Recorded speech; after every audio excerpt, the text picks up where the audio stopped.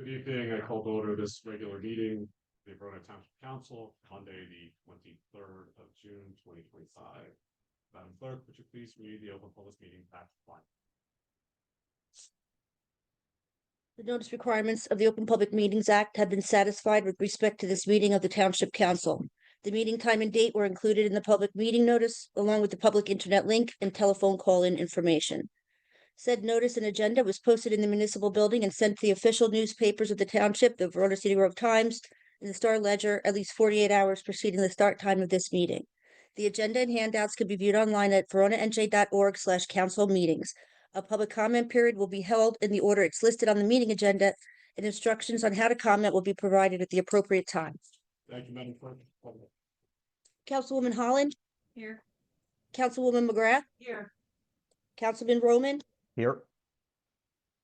Deputy Mayor McAvoy? Present. Mayor Tamburo? Here. Mayor also present tonight's Township Manager, Kevin O'Sullivan, Deputy Township Manager, Michael Kraus, Township Attorney, Brian Aloya, myself, Municipal Clerk, Jennifer Kiernan. Thank you. Please stand for pledge allegiance. Pledge allegiance to the flag of the United States of America. Republic, space, my nation. That's for all.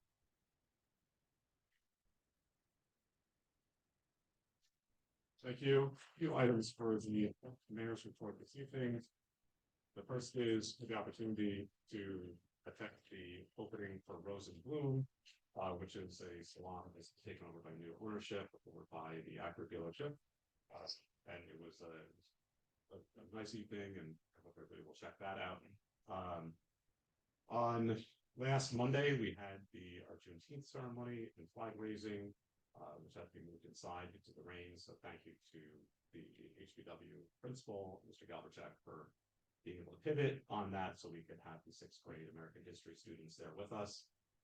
It was really a nice brief ceremony, and thank you to Bill Brown, who's the executive vice president of the NAACP of Maplewood Oranges, for joining us, as well as representatives from Congresswoman McIver's office, and then later the president of the NAACP. I did want to address one item related to the flag raising. There had been a very interesting story going around on social media that resulted in some interactions public. And the story was that the township took down the American flag in order to fly the Juneteenth flag. Anybody who's familiar with Verona would know that we have 9 flagpoles in the Civic Center. The 9th of which is a flagpole for ceremonial flags, and that is the one that the flag goes on. The American flag has never been on that. And all it takes is a simple walk over to the Civic Center to know that the American flag is in fact flying higher than all of the other flags in accordance with the New Jersey flag code. So I hope everybody, before they spread disparaging things about our town on social media, actually, walks down to the Civic Center to count flags and to see what's going on. And I appreciate the residents who had the wherewithal to actually reach out and ask questions. So thank you for that, and you are of course free to do that anytime. I had the honor of attending the swearing-in ceremony for Officer Vinny Purcell, who is transferring from another police department to Verona, and I look forward to seeing him get onboarded and on the road. I'm a little biased to the best police department in the state. I'm not just saying that because half of them are in the room, but I say that when nobody's listening. So I anxiously await that and some more promotional ceremonies and swearing-ins in the coming month. Congratulations to all the graduates of Verona High School. I attended the VHS graduation as in my double duty as a teacher, but also as the mayor in that area, and it was a pleasure to attend that nice ceremony despite having to move to Culver University. This was a particularly great class of Verona High School. I think they're all great, but this was a class that really stood out for their leadership and academics and kindness to one another, and I thank them all for that. Congratulations also to everybody promoted from HBW and the elementary schools. I understand there were lovely ceremonies throughout the schools for those milestones as well. We had a planning board meeting last Thursday, a special planning board meeting to have our hearing on the fourth round fair share plan. The plan was adopted unanimously by the members present at the planning board. And we'll be hearing tonight as the council. I want to thank the master plan. Sorry. Okay, that I can't really change that. It doesn't go through the mic. I want to thank the master plan subcommittee who worked diligently, as well as our professional planners and our town manager who sat on that plan committee that did a lot of work, and especially our chairperson Jessica Pearson, who was working diligently behind the scenes as well to get that done. The environmental commission met and approved a resolution to go to the Township of West Orange to request that they do not develop the property that is adjacent to Howell Drive. I think it's a great statement and resolution, and I'm glad that they sent it, because that would be a disastrous development to our town. The Open Space Committee met to review some potential open space areas and to look at our trust fund and start thinking about when and how those monies would be best allocated. There are a number of competing potential projects, and we're meeting again in the next couple of weeks to provide feedback on that, and the council will get a report. This past weekend, I attended the opening for the Home Sweet Home Furniture Refinishing Store on Bloomfield Avenue in the old Verona aluminum building. It is a great store. I actually left with some cast iron furniture. I hope that you all patronize that and see them over there. And finally, I'd like to thank all of our seasonal employees in our rec department and our pool and public works, and everybody else who jumps in the summer to make all our programs successful. Today was a really hot start to the official summer season, but I'm sure everything went well. And that is my report. I'd like to invite Mr. Coltre, our council liaison, to offer his remarks. Good evening, and thank you. Please, I'm brief. Everyone should have received our summer music festival. Hopefully you received it in the mail. If not, I left some with the clerk, and I will go through just a few things here. June 27th, which is Friday at Brentwood Park, we're having New Jersey Symphony Orchestra and our fireworks. And Tuesday, July 1st, Wheat Park, our fireworks, and the Infernos on Wednesday, July 2nd at Brookville Park. They all start at dusk. And the Fireflies will be here on Wednesday of this week in Verona Park to do a doo-wop classic.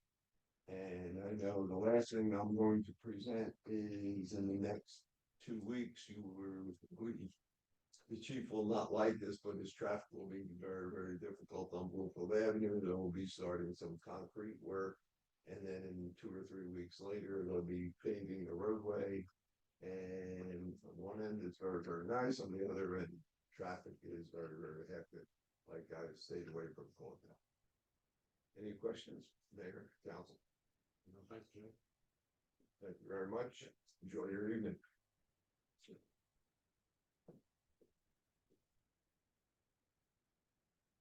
Okay, at this point, we'll move on to our township manager report, Mr. O'Sullivan. Thank you, Mayor. I will highlight a couple of the brief items because there are some presentations. Just to update the council, we are continuing to move forward on the primary clarifier pump station project, and we are still moving forward with the design on the wastewater UV disinfection system and microstream projects.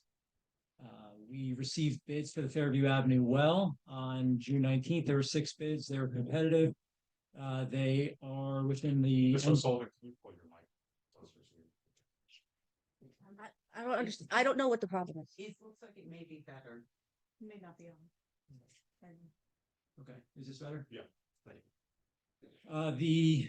The township received bids for the Fairview Avenue well. There were 6 bids that were received. They were competitive and within the engineer's estimate. They are being reviewed and will have a recommendation to award at the next meeting. We're also having a kickoff meeting with Montclair administration regarding a potential interconnection on the water system. And our Clare Ridge Drive pump station project is starting to kick off on the submittals, and we should expect construction to pick up later this summer or early fall. In the interest of time, I'll just jump ahead. The Everett project is out to bid. We are expecting to receive bids this Friday, June 27th. And then we have a handful of projects where Boswell will be coming in to present updated designs in our July meeting. They will be coming in to present the Lakeside Avenue parking lot, the Peckman River bank stabilization project, and review of a few other projects that they're currently working on. We are also working, continue to move forward on the window replacement project. We're nearly complete with window replacements. Repointing is continuing to move forward. And we are advancing all of the additional abatement issues that are necessary in Town Hall from the water damage. And aside from that, unless there's questions on the report from the council, I will turn the presentation over to Dan Halbin. Any questions for Ms. Sullivan? No? Okay. Welcome, Dan. Good to see you. You as well. Thank you everyone for being here. Figure out, remind myself how to make this bridge.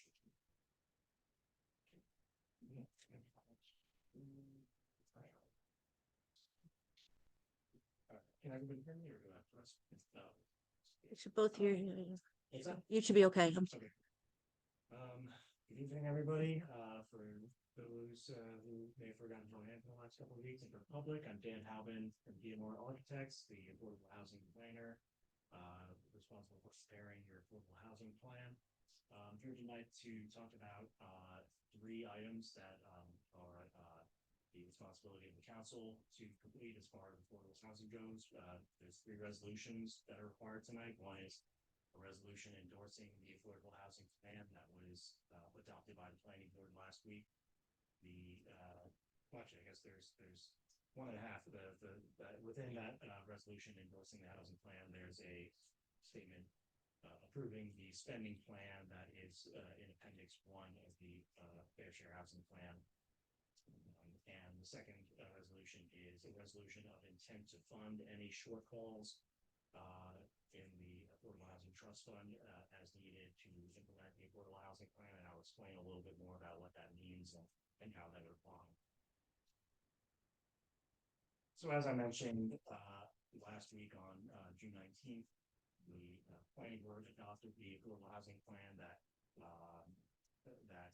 your township manager, your master plan subcommittee, and your professionals worked very hard on for about a year to get us to this stage.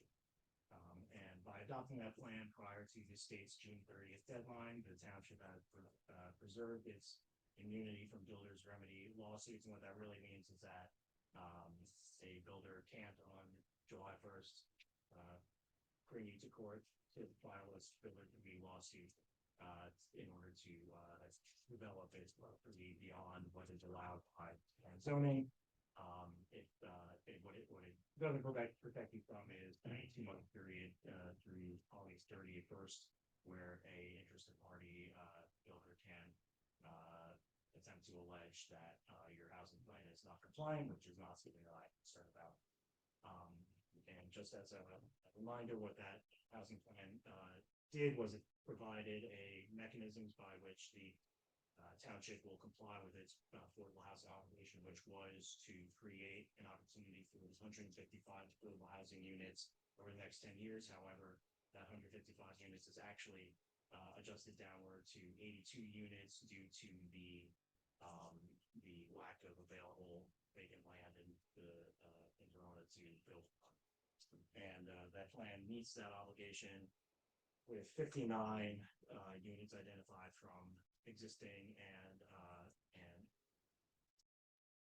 potential developments and zones, as well as another 27 or more potential affordable units that may come from the removal of the requirement in the TC zone that any mixed-use building has to have a 50% split between residential and non-residential uses.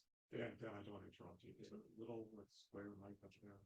Is it on facility? It is. You say? Yeah, can you just try to talk into that a little bit. We tested everything. The folks at home can. Oh, wait, It's wrong on he just turned it off. Yeah, they, you can give us. I don't know. There's no light on. Now it's red. Red is not good. Red's there. Thank you. Usually what it isn't.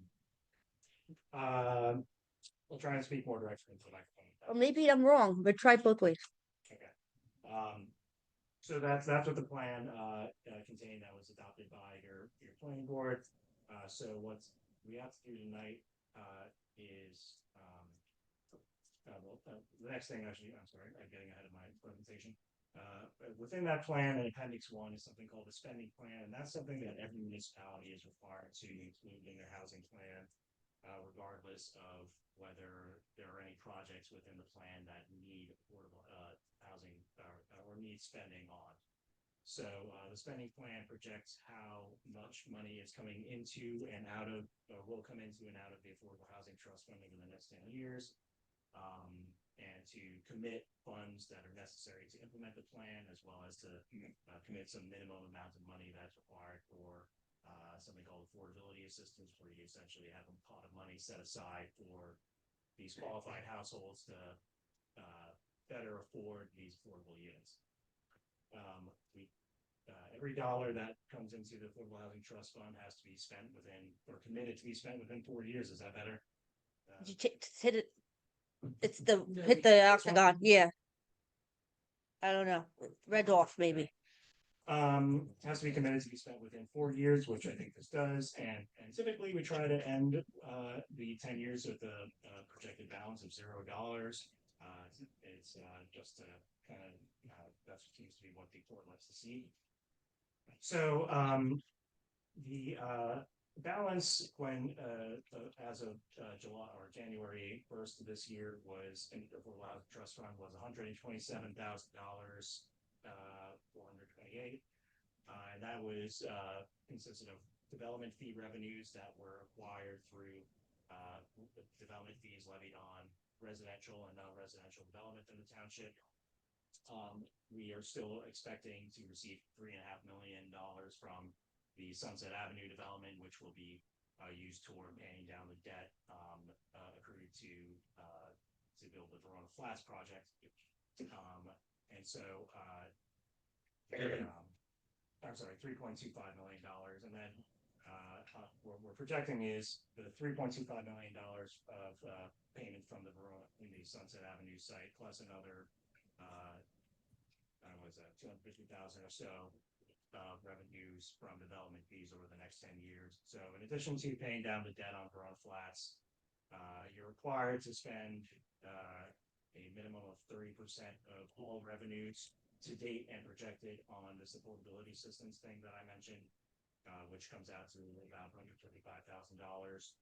There's a capped amount of how much money you can spend on administrative costs, which are really my fees, Jamie's fees, the cost of administering and making sure these affordable units are given to the correct people, and that cap minus how much money has been already spent from that pool is gives you about $26,000 that you can spend.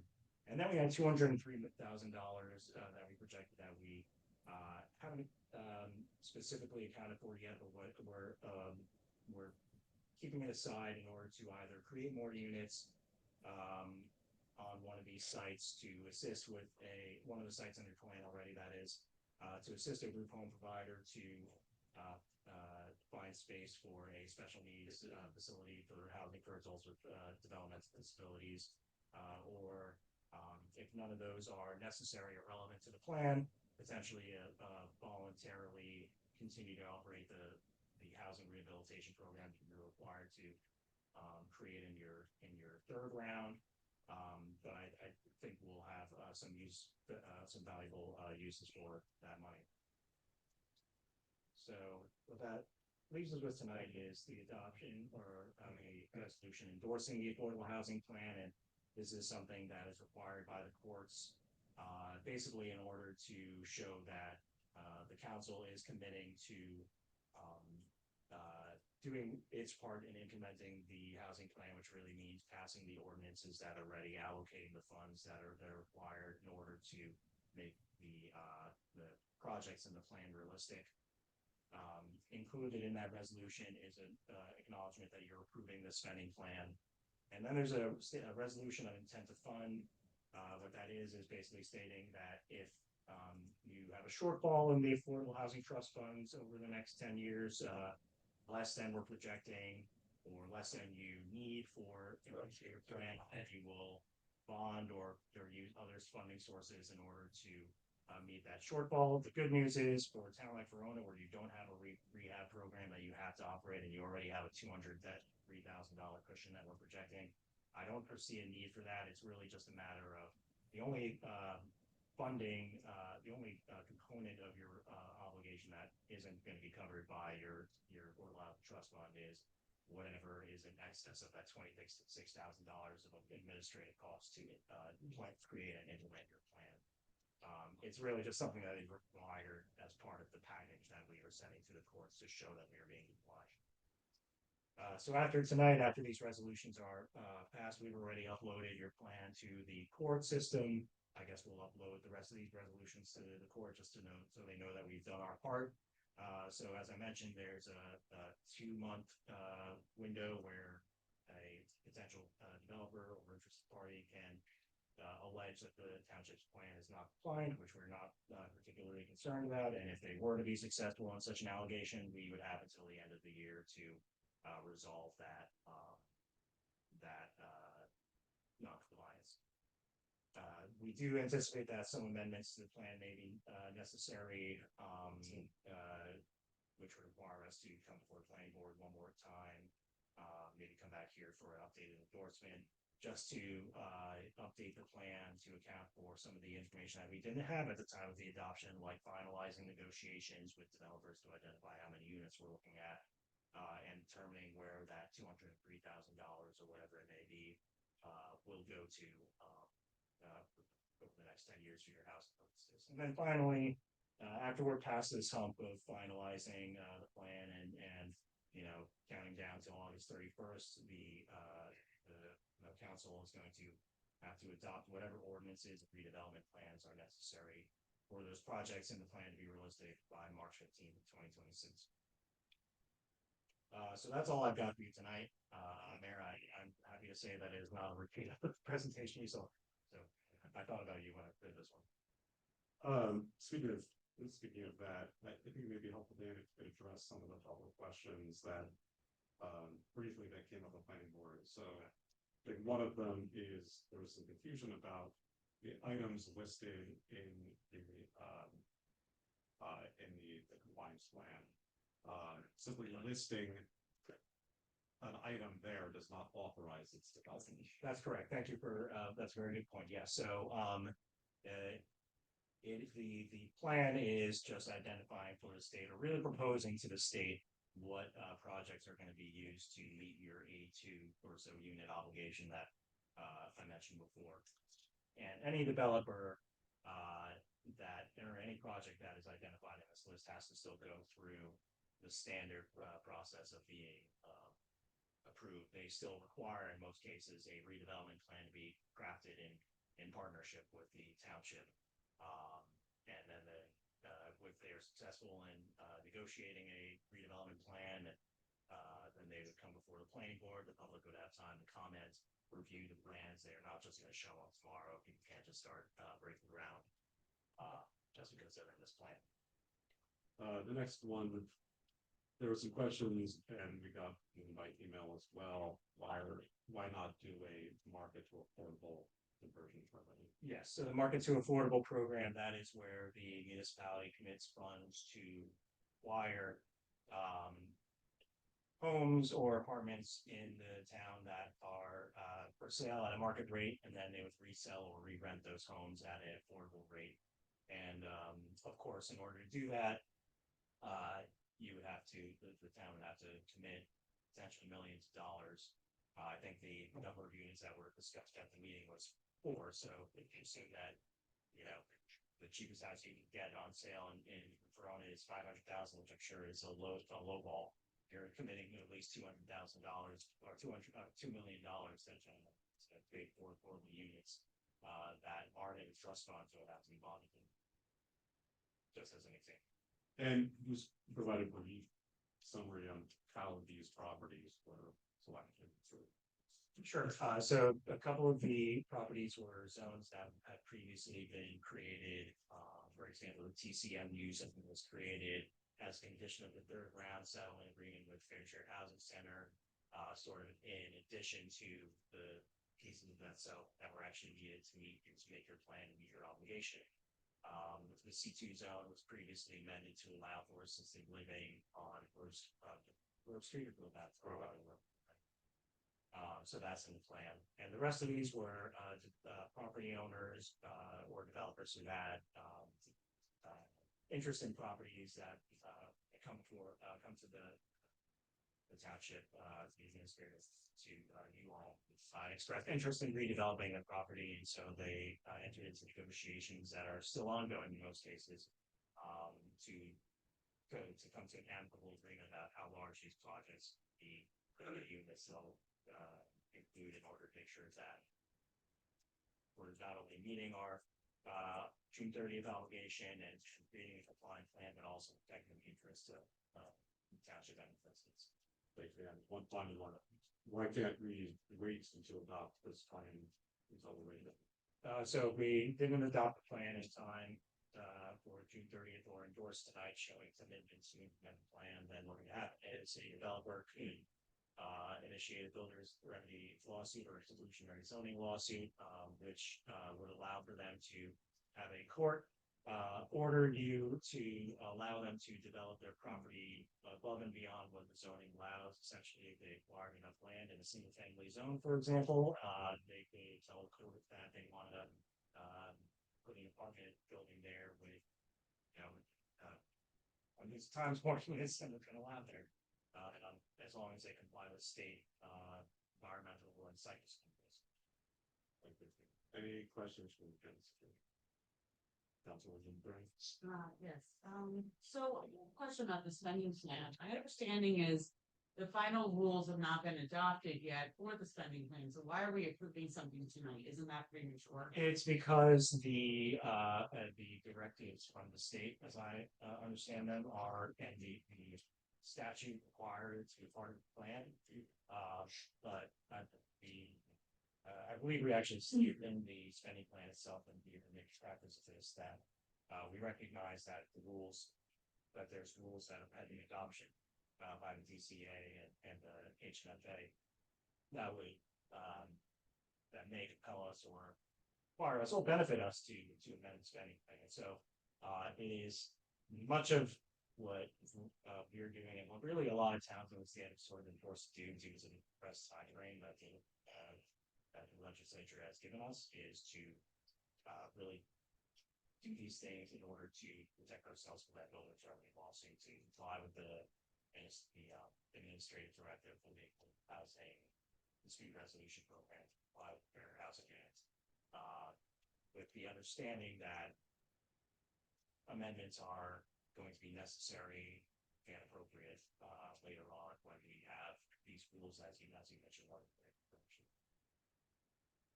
You have a question? I don't have a question, but I do have a comment.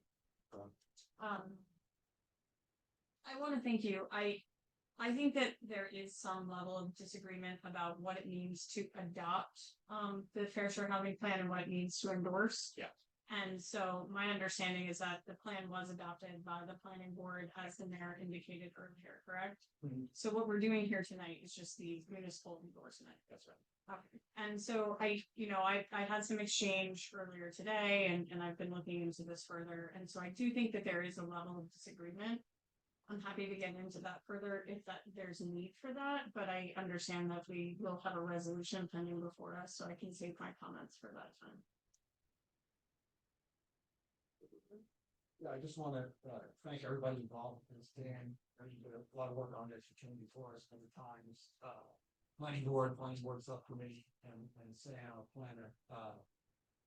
It's a difficult thing. I went through sitting on the council the last round, and the town, in order to stop over 450 units in this town, we just spent a lot of money. We spent $18 million just on land. And in my mind, I'm thinking the things we had to push down the road because of it, and one of those things is why we're sitting here tonight, and what we're gonna go through in a little bit, so. Unfortunately, we have to make these decisions, and we as a council spend a lot of time doing this. I get comments from friends of mine, oh, you're on the council. Yeah, 2 meetings a month that last 4 hours on a Monday night, and many hours after that. And I know you guys spent a lot of time on this also. But I just want to thank you, and we'll think of this. This is not a plan that's set in stone, and it is subject to change based on how we move forward. Yes, sir. Thank you. Thank you. I'm gonna reserve some general comments on this until we hear the resolution, just so that. Thanks, John. Thank you very much. Mr. O'Sullivan, back to you. Thank you, Mayor. The next presentation will be from Frank Mancinio from Solutions Architecture. Mayor, I'm gonna turn the Zoom so it faces him, because that's like that cone. We're gonna have this rush back. Yeah. Is it the mic working? Which one? The triangle mic did help. It's on, it's not working. It doesn't. Whatever did through it when you moved it. Okay. Gotta wait. I am getting a lot of feedback that it's not working. Yeah, you can just kind of barely hear things. I can hear Mr. O'Sullivan pretty well. I can hear Councilwoman Holland pretty well. That's about it. So. But we're speaking correctly, you should turn mics, maybe. I don't think so, because that mic isn't connected to Zoom. That is the Zoom mic.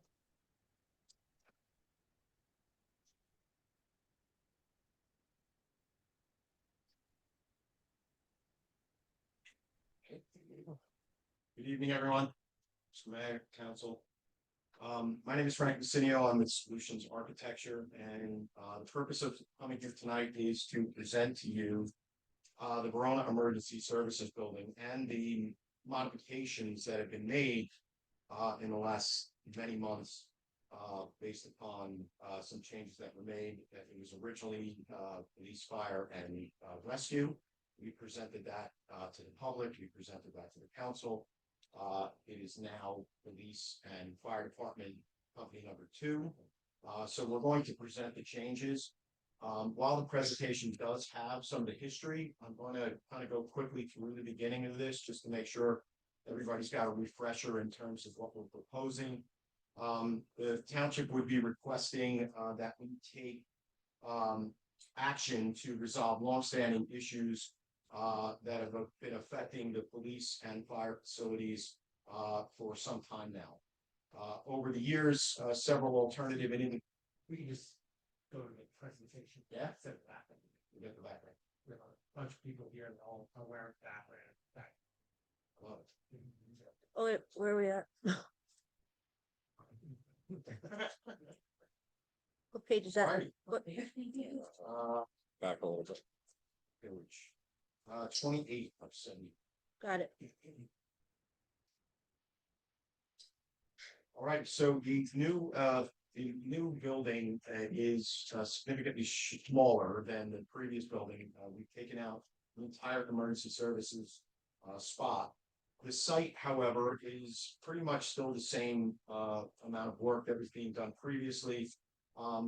As you can see, Pompton Avenue on your left. You can see Pompton Ave on your left. Our property line, adjacent property line on the top of the page. There's another adjacent property line on the bottom of the page. And then we've got, a rear green area within the site. The site is composed of several parking areas. We've got parking for police, including the Sally Port. We've got a proposed 2-story police and fire facility. We've got a fire bay. There's some ADA handicapped accessible parking in the front and on the rear of the building. There are basically 3 or 4 essential parking spaces. The first level or first area has 25 spaces. The second level has 25 spaces. There is a rear parking area with an additional 20. There is a front area with 12 spaces, a total of 107 total parking spaces for the property. As we get into the building, I will point out that not much on the police side has changed on the first floor. We did revise the sally port to provide greater space for the larger vehicles being, procured by the police department. However, most of the same areas exist. We've got our storage, our secure vestibule from the outside of the building. We've got our cell block and processing area. We've got a separate alpha test room, an interview and monitoring room. There is a toilet so that hardened area is secure. Nobody has to leave that area and come back and forth. As we come into the building, we still have our patrol captain's office as well as temporary evidence storage. We've got a large evidence room for enough storage for the amount of evidentiary information that's being brought in. We have an armory lockup and munitions room. And then we have a police ready room where everyone can come in, they can exit directly to the sally port, exit to their cars and do what needs to be, get on the road. There is a school resource and patrol reporting area for sergeants to come in and do their reports. We have a patrol division lieutenant's room, and we have a dispatch room. The dispatch room is designed with the intent of a potential future shared dispatch. There's soft interview room and some guest waiting areas, a copy area, general toilet and janitor's closet facilities. We have a new main entrance to the building with a lobby, a records room, public toilets. In this facility, the courtyard has remained. That courtyard is open to above and allows natural light into the facility.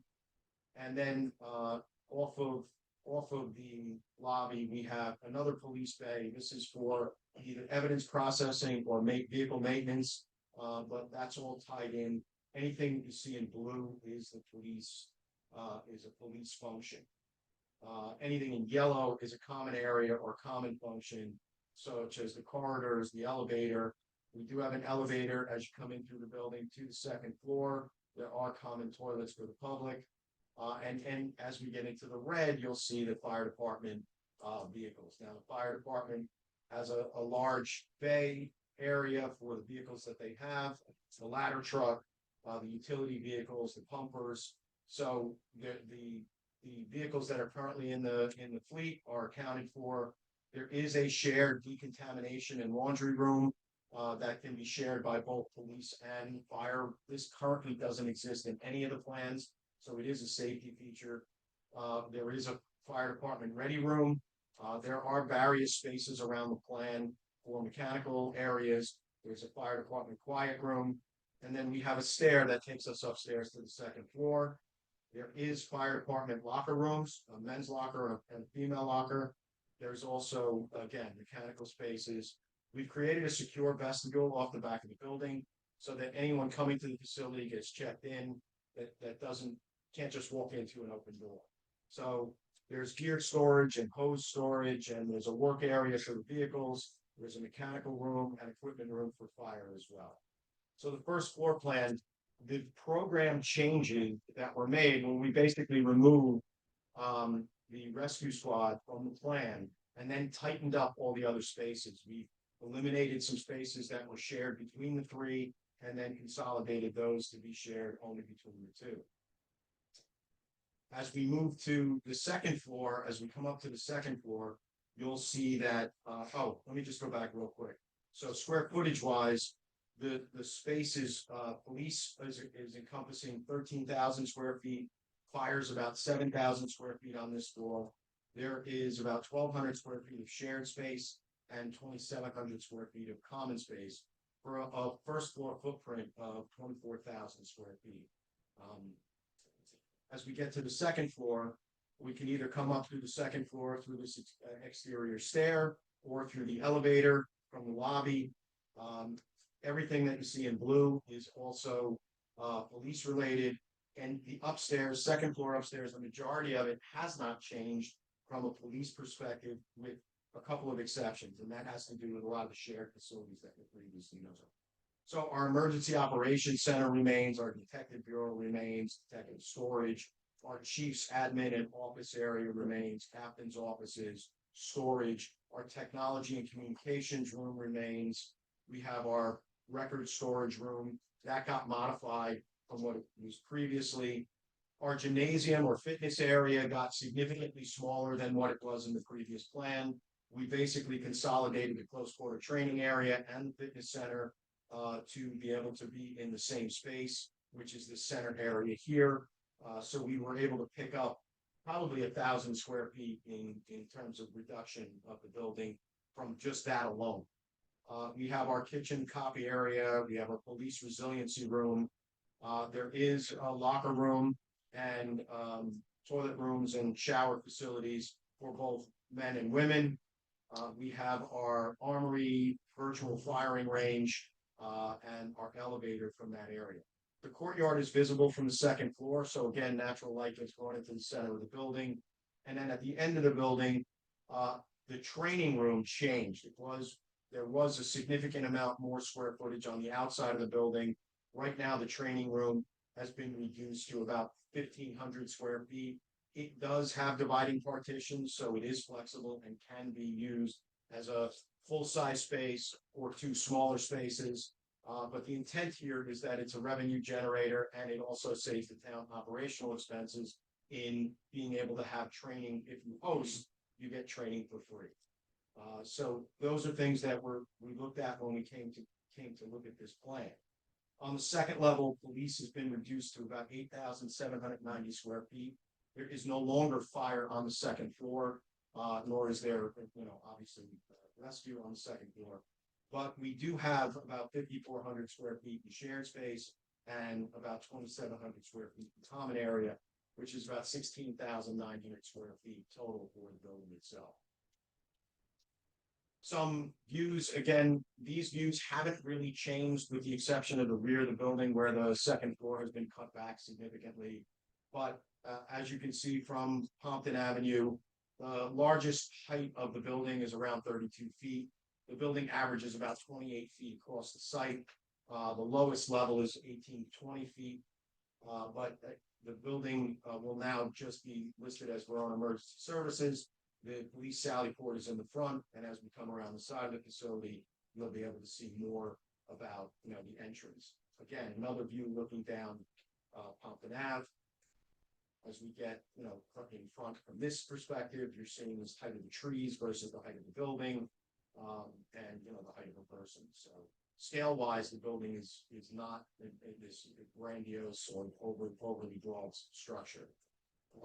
Again, as we come down into the parking lot, you can see a view of the overview of the parking lot. So additional parking spaces for police here, a main entrance here, and then the parking towards the rear of the building. Another shot of our flagpole area.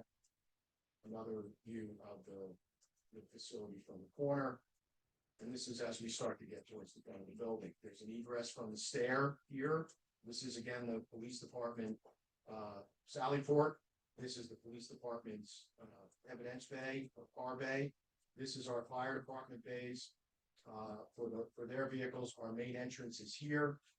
We have EV charging and ADA accessible parking. So here's our main entrance. From the rear of the building, we do have an entrance into the firehouse, but we do have our secure vestibule, which is behind that vehicle. Yeah, it's here. And again, you can see the layout of the parking, the ability to try and give us more parking within the facility. And that accommodates, the cars that are being brought in, personal vehicles, as well as police vehicles and fire vehicles. Again, a view from that rear parking area back towards the building. Another view back towards the building. This is just a view along that property line of what you would see there's a significant amount of tree cover. Plus, our goal is to provide a green screen on the backside of the building, which will make it more palatable from a neighbor's perspective. Should point out that this building is actually 5 feet lower than the adjacent properties, so it even reduces that 32-foot height in what neighbors are going to see. So it's not this, again, big monstrosity. It's been very designed to be very sensitive with the neighborhood property.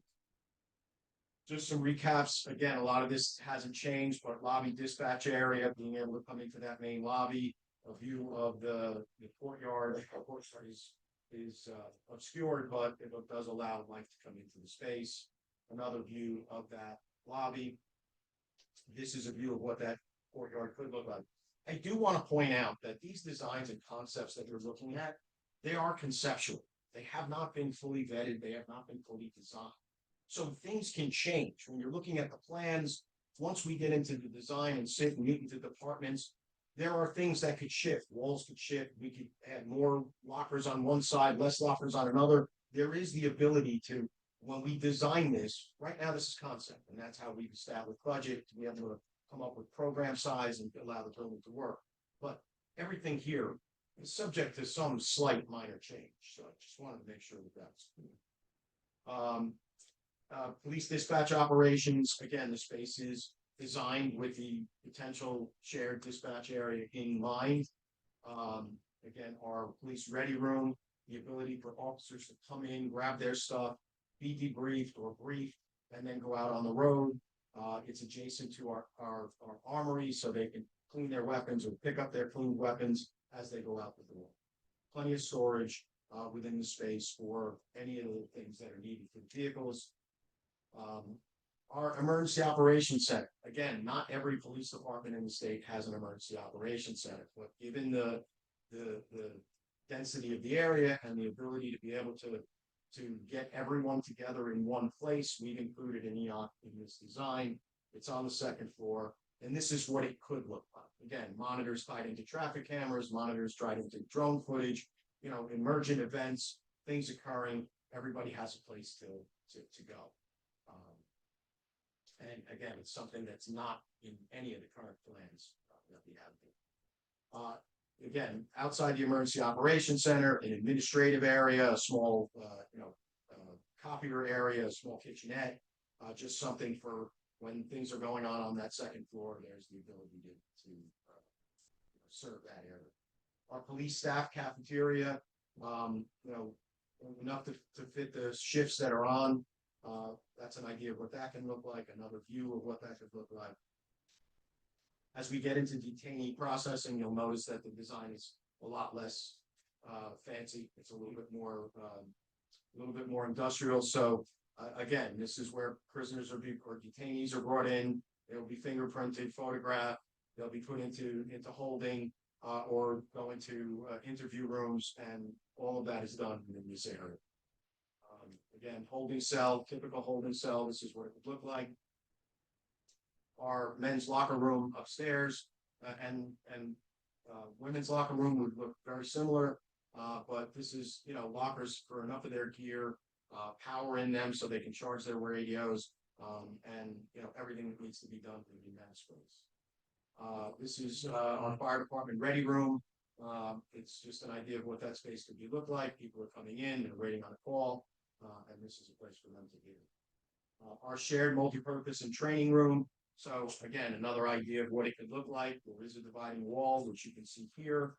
That wall can be opened up. The space can be made larger, or it can be two smaller, one really small room and one mid-size room. Another view. Again, Sally Port. We've modified the Sally Port to be able to fit the larger vehicles, which meant less parking spaces within the Sally Port, but it gives them more ability to load the vehicles and maneuver. And we've also provided screening around the perimeter, so that on the lower level, it's not all open as for the screening. Just another view of what that could look like. And then our fire department bays, with all of the proper equipment, gear racks, on the walls, adjacent, not anything like what we currently have. Our shared fitness center, the ability for, it's a departmental requirement that they train, that they take care of themselves, so this area is part of the plan, and that opens up to that close quarter training area as well. So that's pretty much it when it comes to the design of the facility. In addition to the renovations or the revisions that were made to the plan, we've also revised cost projections for the building. So based on the reduced size of the building and the reduced program of the building, the cost has been reduced as well. So building construction, the largest pie that you see is 25.1 million, 25.2 million rather. There's specialized furniture and equipment, which is about 1.5 million. There's about 3 million in contingency. There's about 5.2 million in soft costs, and there's about 4.2 million in site work and site acquisition. So total of the project costs is about $39.3 million. So this is just a further breakdown of those costs. Right now, you can see that the budgeted construction costs only are about $30.31 million. There's about 5.2 million in total soft costs. There's 33.1 million in contingency, and there's that total construction cost of about 39.2 million. What that comes out to square footage in $26-27 is about $745 per square foot. You're talking about the total cost for a facility, including specialty equipment. It's not just the construction of the bricks and mortar. I want to make sure that's clear. It's equipment, it's furniture, it's all of the things that need to make this facility run. So $745.62 is what we're looking at in terms of square foot cost. The contingencies and escalators that we put on these numbers take it out into 26, 27, because obviously this is not being constructed tomorrow. It's going to have to be big. There's going to have to be additional, elements put into place in order for this to go out to bid.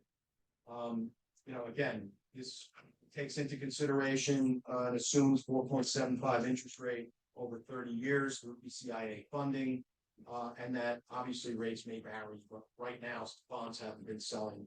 Note sales have been under 4%. So there's good signs here for us, provided that this move. Obviously, we don't know what the future will bring. There's also some potential offsets for the project. Obviously, there are ways to reduce costs and take advantage of other available items, but some of the offsets that we discussed were a donation of fitness room equipment, the sale of 209 Bloomfield Ave, the annual net reclaimed tax revenues, income opportunities from the virtual firing range, or the shared dispatch services, or the self-hosted training. So there's savings to be had with a facility like this. And just in talking about the square footage of the building and the facility itself, so the facility for an average police facility, you're looking at anywhere from $450 to $600 per square foot per 450 to 600 square feet per person for the facility. For a fire department, you're looking at 300 to 400 square feet per person. So those numbers come into where we would fall as in a facility. They align with what we're looking at. Per capita, those numbers are anywhere from 1.8 to 3.15. And again, we are in line with design regulations or design guidelines for police facilities in New Jersey based on square footage. Now, one of the things to add is that the additional spaces, the EOC, the training room, and the virtual firing range, these are all, necessary spaces, but they do add to that number of being, square footage of making it a little bit larger. But the idea here was, in our discussions, was to make this facility the last step, handle the future growth. The last thing that we want to do is complete the building and then need another 10 spaces for additional officers or additional fire weapons. And what we did here to try to give you an idea of, where this building evolution came from was we kind of looked at square footages and trying to show you. So originally, our police department's about 4,000 square feet, our fire department 5,500 square feet, and at the time, the rescue squad was 4,600 square feet. So, but we're looking at two buildings, 4,000 and 5,500 square feet, that do not have the necessary program requirements. So grossly undersized for a facility and can't provide the services they need to. When we looked at these designs and sat with the chiefs and the fire and the police and fire, we came up with individual program spaces. We also compared that against the New Jersey Chiefs of Police planning guidelines for police facilities, as well as planning guidelines for fire facilities. And we came up with an individual needed program square feet for police of about 33,000 square feet. We had about 17,000 square feet for fire. Our design concept in 2024 with police, fire, and rescue was about 26,000 square foot for police, 12,000 for fire, and 16,000 for rescue. That building at the time is 55,400 square feet. Our revised 2025 concept, just removing rescue, dropped that building to about 87. So we were at 47.3, and then we looked into this and said, how can we tighten up the building? What can we do to reduce the building? And we were able to get the building to 41.9 to our $39.2 million price. So the building's been through some iterations in terms of tightening, and we wanted to show you where it started and how it's wound up where it is. From an estimated tax impact standpoint, based upon the numbers we received on the $39.251 million, you're looking at $349 per year on the average assessed home, and or $29.08 per month. Frank, just not to interrupt, but we do Yeah. have I'm done anyway. we have Brittany Whalen from Acacia Financial to provide some additional context and explanation on the financial impacts. Sure.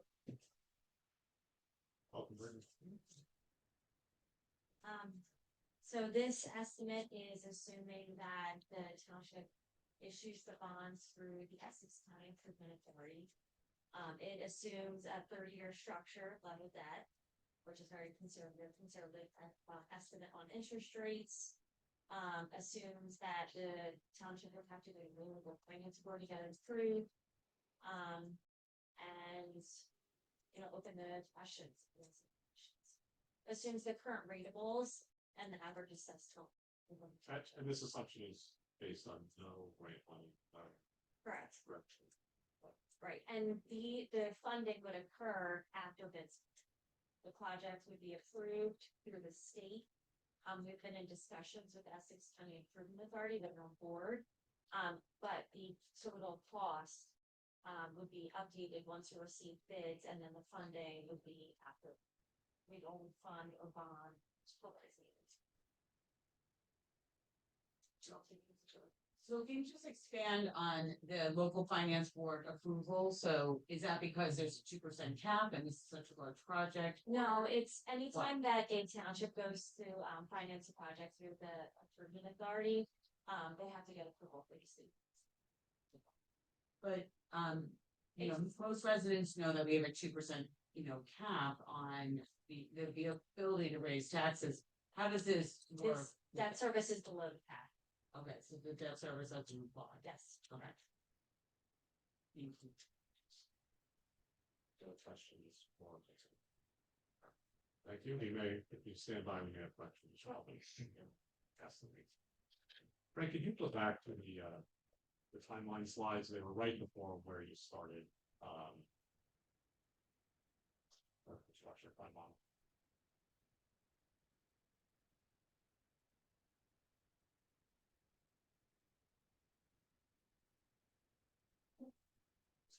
Slide 24 or something.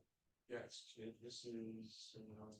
If you briefly go through these, because I'm sure we could get a couple of questions on these as well. Yeah, absolutely. So as far as, once we get approval, so the council, mayor and council public meetings, we've done a lot of that. So the hope is that we can get approved right away. And once we're approval, we need about a month to continue the discussions, develop this designs and expand program requirements, create a detailed project timeline. We also need to seek to engage a construction manager for projects of this size. It's required, so we would need to bring on a construction management firm to be able to, guide, work with us through the design and the budgeting of this project. Those numbers are included in the budget as well, these for a construction manager. Then, you're looking at, depending upon how quickly things move, and for a project this size, one of the things that, in order to keep things moving quickly, we might break the project up into two packages. We might have a site package that goes out first, because there's a lot of site work that needs to be done, retaining walls, preparation, drainage, things like that. So if we break it out into a site package, we can start that work simultaneously while design of the building is concluded. So you're looking 6 to 8 months on a full schedule. If we can accelerate that by splitting the packages, then that's what we'll look to do. Then obviously we need about a month of CM final review, reviewing the plans, alternate suggestions, council approval, and then determining the packaging for bidding, that 1 or 2 package bid, as well as the submission of the ad for bids. At some point, and again, we have to be very systematic and very timely to fund a project like this out. Obviously, it doesn't affect any other building. There's nothing else on the property. So we do have carte blanche from that perspective. We're not disturbing things from that perspective. But the idea is we have to be strategic about when this goes out to bid. We want to get contractors when they're hungry. There's not a whole lot of guys that can do a project, or contractor firms that can do a project this size. So the pool is limited, and that's why we want to make sure we get as many people to the table as possible. We need to provide enough time for bidding. So 6 to 8 weeks for a project this size would be a fair amount of time to give guys a chance to get pricing and talk to vendors. It's very difficult to be able to get pricing now. And if you squeeze that time frame, they're going to throw numbers at it as opposed to getting valid qualified numbers. And then the intent here is that construction schedule, still looking at about 20 months. It really hasn't dropped off what we originally said, because the site work is still a big component of this. Given the hilly terrain, there's a lot of site work. The greatest disturbance will be in the beginning of the job when heavy equipment is required for site clearing. The luck is that we don't hit any rock in what we're doing. There's substantial amount of retaining wall work involving excavation, grading, exporting of soil, excavators, trucks, and rollers. That's at least 2 months worth of time. Utilities, water, domestic fire, sewer, and gas. It will involve road closures, probably 1 week for utility, stormwater management, and then the building pad needs to be prepped and put into place. So, this schedule for construction is going to take some time. Site work and heavy machinery was probably taking about 6 to 8 months. Contractors are going to be staging parking, material, and storage on site, or coordinate other off-site locations with the township. Once the walls are up and the roof is on, all the work will be contained in the interior of the building, and we'll be able to proceed from there. And then that, as I mentioned previously, the construction management contingent here, so that protocols for safety and OSHA compliance and all of those things are handled by that. So that is a component that needs to be. Any questions for Mr. Lucinio from the council? Okay. At this time, I'll invite Chief Criminal up to take the comment.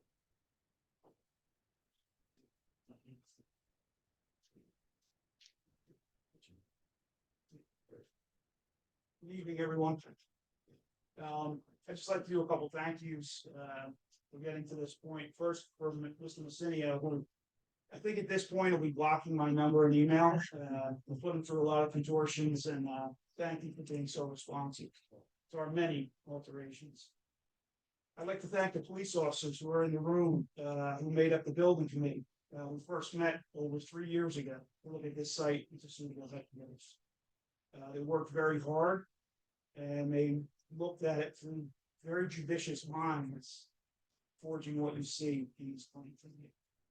I thank the residents of Verona, many of whom have reached out. They've shared concerns, they fostered ideas with me, and they've always been so supportive of this department in this endeavor. I thank the council for understanding the dire need of Verona's public safety buildings and the inadequate conditions that we've been operating in. For quite some time, as we all know, and it was first noted, again, not to repeat everything, but 47 years ago, master plan. It was front page news in the 80s, 90s, and 2000s. We know that the current police headquarters is outdated and it no longer meets the operational, technological, or safety needs of modern law enforcement. Space limitations hinder efficiency, aging infrastructures increase maintenance costs, and outdated program space compromise both officer readiness and public service delivery.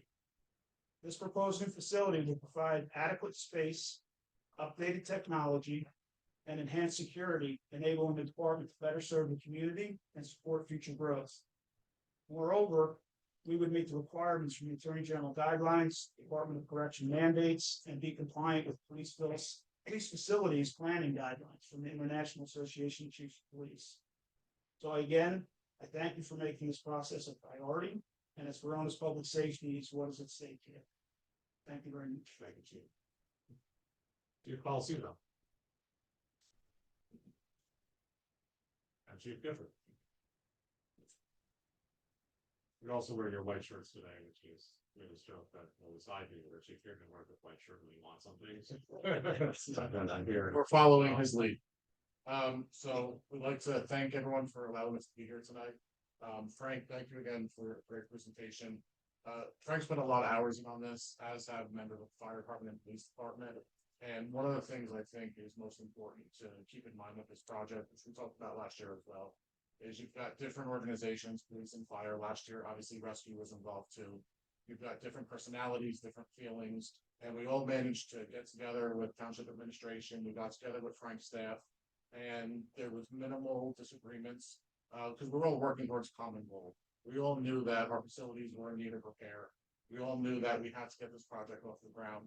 So we really did organizationally put our egos to the side and work together for a common good. There were sacrifices from each organization.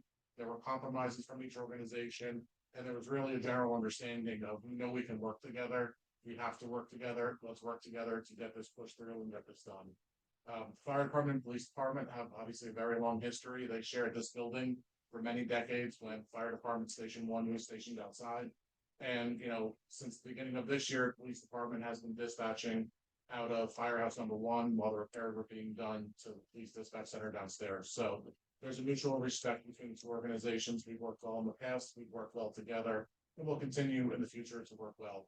There's a couple things I just want to bring up. I don't really want to rehash everything that I spoke about last year, but as of today, the Verona Fire Department has 67 members. There are 33 members assigned to station number 1. There are 34 members assigned to station number 2. We talked a lot about space and the lack thereof at firehouse number 2.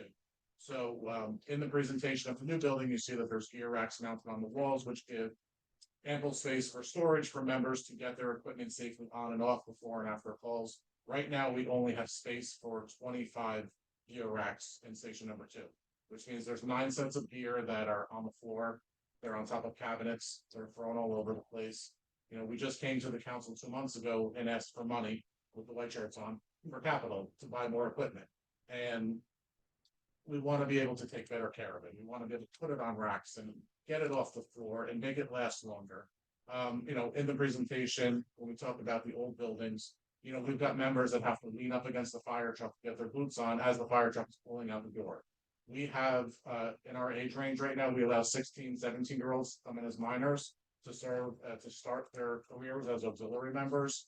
We have a responsibility to keep them safe. We have a responsibility to keep every one of our 67 members safe. So obviously leaning on fire trucks as you're getting dressed, you know, that just, it doesn't fly anymore. It's not like the old days where the guys hung off the back of the rigs and did crazy things.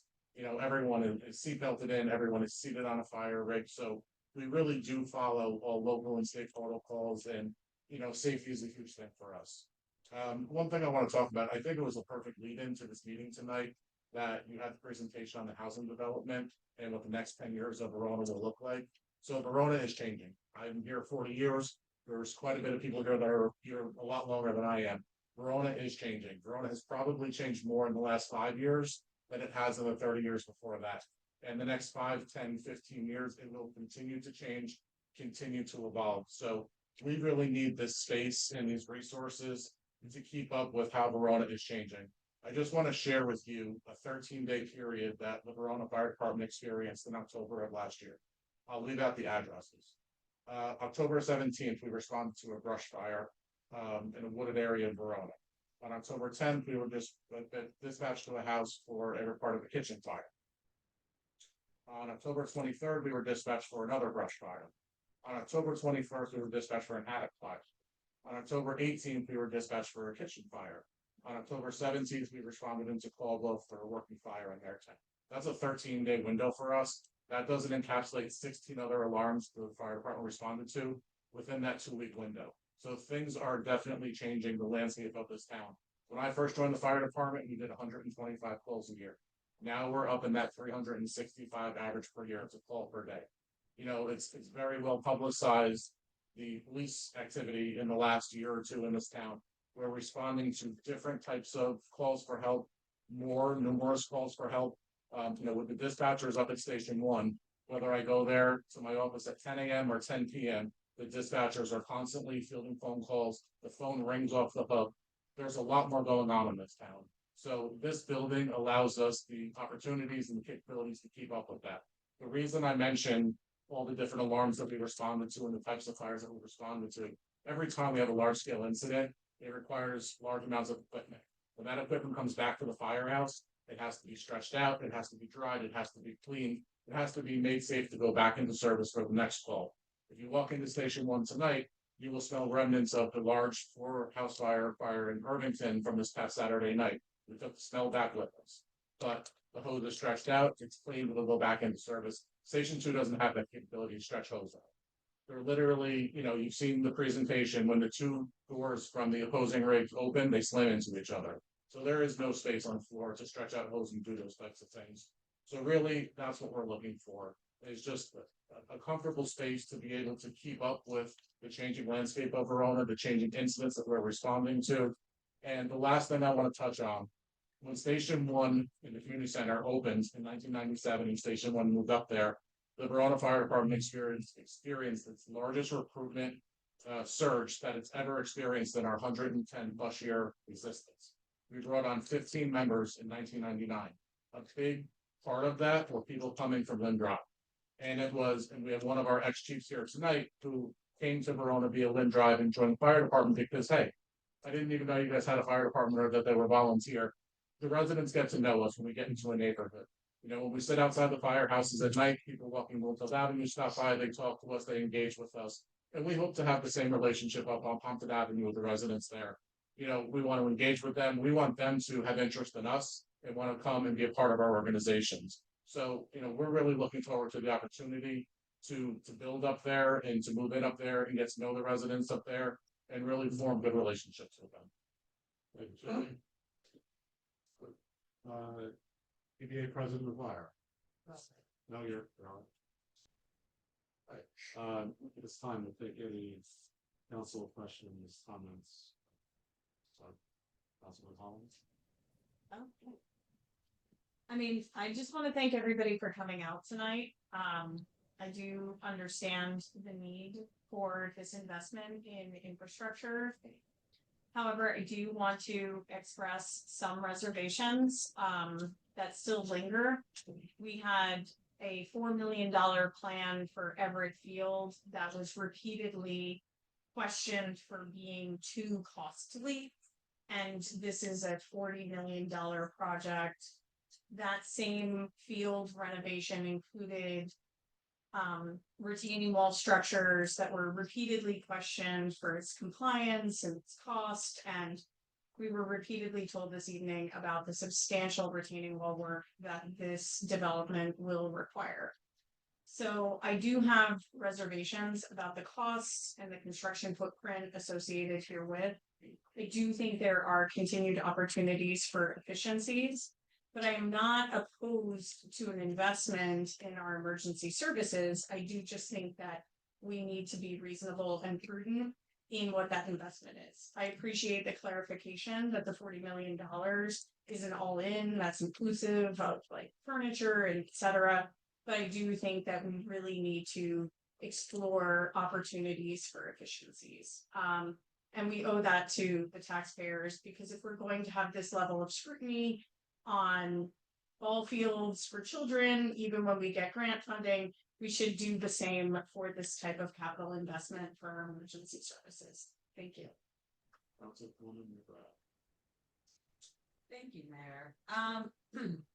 I want to say that every time I drive past the firehouse and I think about the situation that we're currently in at our police station, I really have a level of emotion and almost nausea over it. You know, obviously the previous councils let this go for too long, and we are committed to fixing it. With that said, I feel like we lost valuable time in the last year and a half with when we were first presented with a very substantial building that we, the council, didn't take a quicker and stronger role on voicing some of the concerns that we had on its size. I did voice them to the township administration at the time, but we were wrapped up, and for reasons that I still don't understand, into a lengthy, show and tell process with elected officials and then with the public. But what we heard loud and clear since a year ago, when this was sent to the public, was that $50 million price tag is just too much. And now we've taken out the rescue squad, and I look at this as only going down 10 million. Now, I recognize economics have changed a lot in the last few months, but this is still a very costly building. And we need to get it smaller, and the price tag needs to come down even more. We have to get our creative hats on to do that. Now, I don't think we need to be so creative. I will be very direct. I don't think we can afford a training center. As much as I would love to do it, I don't think we can afford a fitness center, even if the equipment is donated. I don't know if we can afford the square footage even of an open courtyard, which I love the concept of. We have a lot of bathrooms and shower facilities in this building that could be reconceptualized, to be consolidated, made gender neutral. In that consolidation, I was even looking at locker room count. We want to build something where we can grow, but at the same time, I am going to be the voice tonight that says we cannot afford this. This is a 10% tax increase. Now, if it's the will of the council to really go forward with this expensive of a plan, we may need to consider voter referendum, which does not meet this very aggressive timeline that we were presented tonight, but we really may need to get approval from the voters. But if we want to do this with a simple council vote, we need to really bring this cost down. It's great that we can tap into the financing, and I love the fact that the administration went after that. But I am not ready to move forward, and I just need to be direct that there's a lot of there is just still too much building. And so we need to make this smaller and consequently cheaper. The training center alone, I added up to be 1,740 square feet. Given the price per square foot, that's a $1.3 million addition to this building. Well, the taxpayer is looking to this building to be cheaper. So I don't think 40 million is a price tag that we can get. Unless we get a voter referendum. I had some other thoughts that I'm going to email to Mr. in the interest of time, Mr. Mucinio, but again, I think we do need to make this building smaller. And I want to be direct in that, because a year and a half ago, we saw this building and then we were told the price in closed session, and then we never got another opportunity to say anything in public again. And so I learned, from that experience that it's best at this point just to be direct. I want this building built. We need to fix the current situation, but personally, I think this is still outside of my comfort zone in terms of size and cost. Thank you. Thank you. Councilwoman. Thank you much. First off, would just like to thank our design professionals and our emergency services leaders from police and fire and everyone in the township administration for their work on this. Having been through some fairly large architecture and engineering projects. I do know how much effort it is to go through this schematic design and space planning and conceptual design phase, and how much it sets the tone for the process going forward. So thank you to everybody who's been working together collaboratively. I also am, very much committed to solving the issue of our outdated emergency services facilities. We do want to build something that is appropriately, prepped for the future and for where Verona is going. I do agree that we still have work to do here. Design is an iterative process. It is continually refined as you go through the phases of the project. Certainly from what we've seen there, there is some council input that we can still put in. We do need to work on value engineering and make sure that we deliver a good value to the taxpayer. But we also do need to make sure that we build a facility that is appropriate for the needs. So same sort of thing, I'm going to communicate directly with the township administration with my thoughts on this facility and what else we can do. But I just want to thank everyone for their continued work on this process, and we will get there, but it does need to be the right project and scoped appropriately for the need. And I'm certain through everyone's input, we'll come up with something that we can all agree on. So further comments as we move along. Thank you much. Councilman, Deputy Mayor. Thank you, Mr. Mayor. I too want to echo Councilman Roma's thank yous for everybody involved and look like a lot of time in this.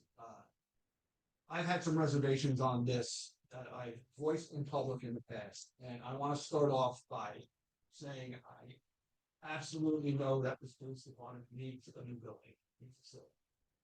And as does seeing the firehouse next to Dakota and it's falling apart. I'm extending this invitation to every one of our officers. After what I say, if you would like to reach out to me, I would love to reach out to you and talk to you. I'm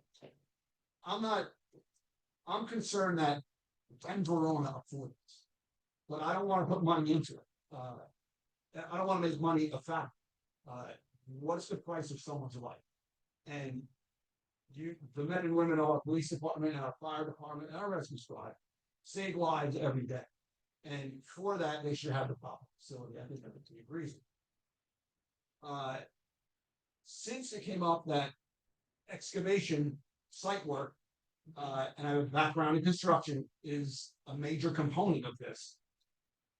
My thought in the past was we should revisit other properties that we visited in the past that were higher up on the list to build these facilities. And my number one is that we own the lot on Lakeside Avenue. I think we should keep our police department closer to the center of town. It's a level lot. It's 1.7 acres, 1.8 acres. I know we have a grant for that. There's a money factor there, but I think we can resell part of this other property. I think the police department there on Lakeside Avenue would be a perfect fit. And we can still get a municipal parking lot there. Also, the property is big enough for that. This footprint of this building is 24,000 square foot. If you double it for parking, it's still half the size of Lakeside's lot. And we're taking out the fire department part. And my thought is leave the fire department on Pompton Avenue and utilize a smaller portion of that property. And we can make the back part green acres, recoup some money there, and sell the other part of the property next to it. I think that would be a good plan. Our architect knows what these departments need.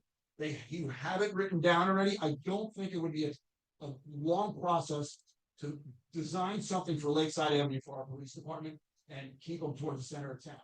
And I hope no one leaves this room thinking I'm against any one of them. I want to get them done yesterday. I've been in that basement and it's horrible. And I do want to get this done as soon as possible. I don't want to delay this any longer, but I just think we should have rethought this 6 months ago when we started redoing this. And I voiced my opinion then, and I just felt compelled to stand up here today and voice it again. It's not too late. This is going to be a 75 to 100-year building. And I think now's the time, if we have to add a little bit more money to it or spend the money now, as we keep saying with all of our other projects, The longer we put them off, the more they cost us. I just think that this project, we need to spend this money now, so we get it done. We're talking about $40 million, reapproved, 10% of it. For Everfield. And that's a facility that we kind of knew we had to do, but where's our value here? Where I think obviously this police department is more important than a field, and hopefully we can get them all done. I just think we need to sit back down ASAP and redesign a new building on my side. That's my thought. Now, the reason I preface this with, I'd like to talk to every officer. If they want to call me, meet me anytime. If you're okay with the building on Pompton Avenue, you feel like let's just get this done, I'll be okay with this. That's it. Thank you. We have waited so long to update these facilities that are currently dangerous and are not functional. And at this point, we have the police department operating out of another facility in the town that is fairly functional for that purpose. I appreciate the comments of my fellow council members, and I too am obviously concerned about the cost. This will be the most expensive project that Verona has ever engaged in. At the same point, what I'm also hearing is we need to push this back. The lesson that I think this council has learned, maybe more than the other council might be forgetting at this point, is that part of the reason why the cost of this building is so high is because we waited until now to build. Building is much more expensive now than it was years ago. And you know, we have to remember that that's not going down. Costs do not go down. And we're going to put ourselves in a position where the cost just keeps getting higher and higher. I would like to note a couple things that were necessarily brought up in the in Mr. Cinio's presentation. The first is you're hearing resident concerns. The cost is one part of it, but a lot of the other items the residents brought up were the footprint of the building, which has significantly decreased with the rescue squad top building.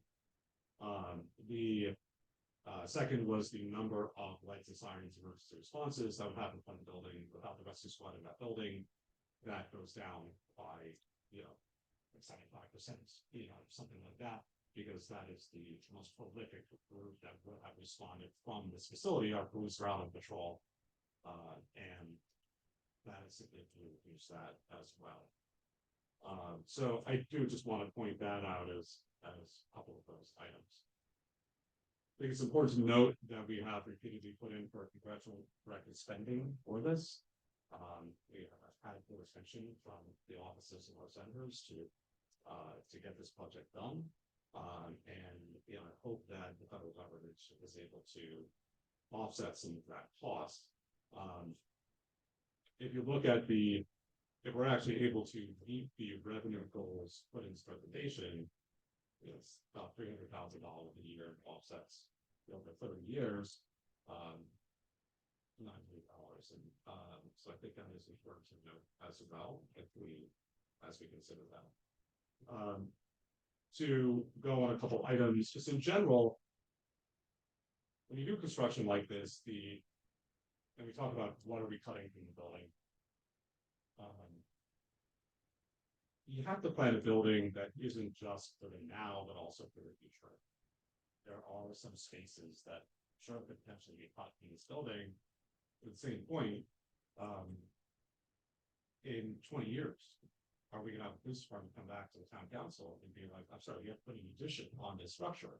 And the way this building is designed, you can't just add a police addition on the back of the building because the fire department's there, right? You have to be able to build now what we can grow into, as the deputy mayor pointed out, for 75 to 100 years. And is that uncomfortable? Absolutely. But it's something that we have to do as part of our planning process.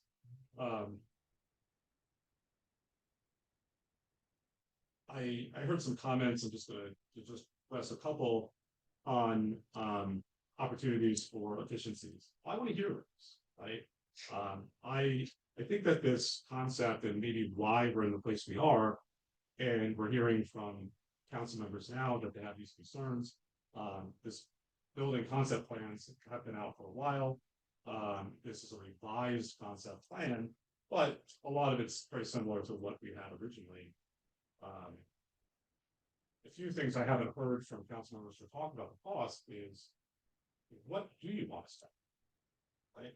So I think there's obviously I may be, you don't have a consensus in the council at this point and move forward with a specific building, but if cost is a factor, every council member needs to decide what they feel is an appropriate cost for this building.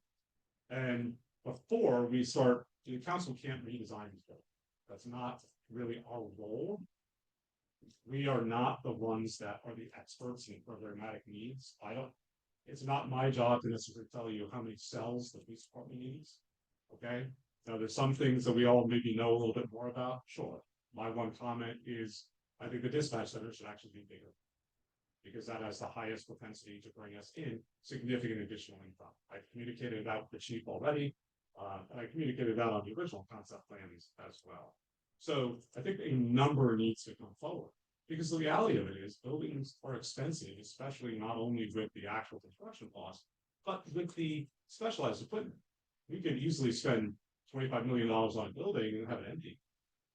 Right? But we have to fill it with desks and lockers and training equipment and all of that. So I would like to hear from my fellow council members what they think a number we can afford is.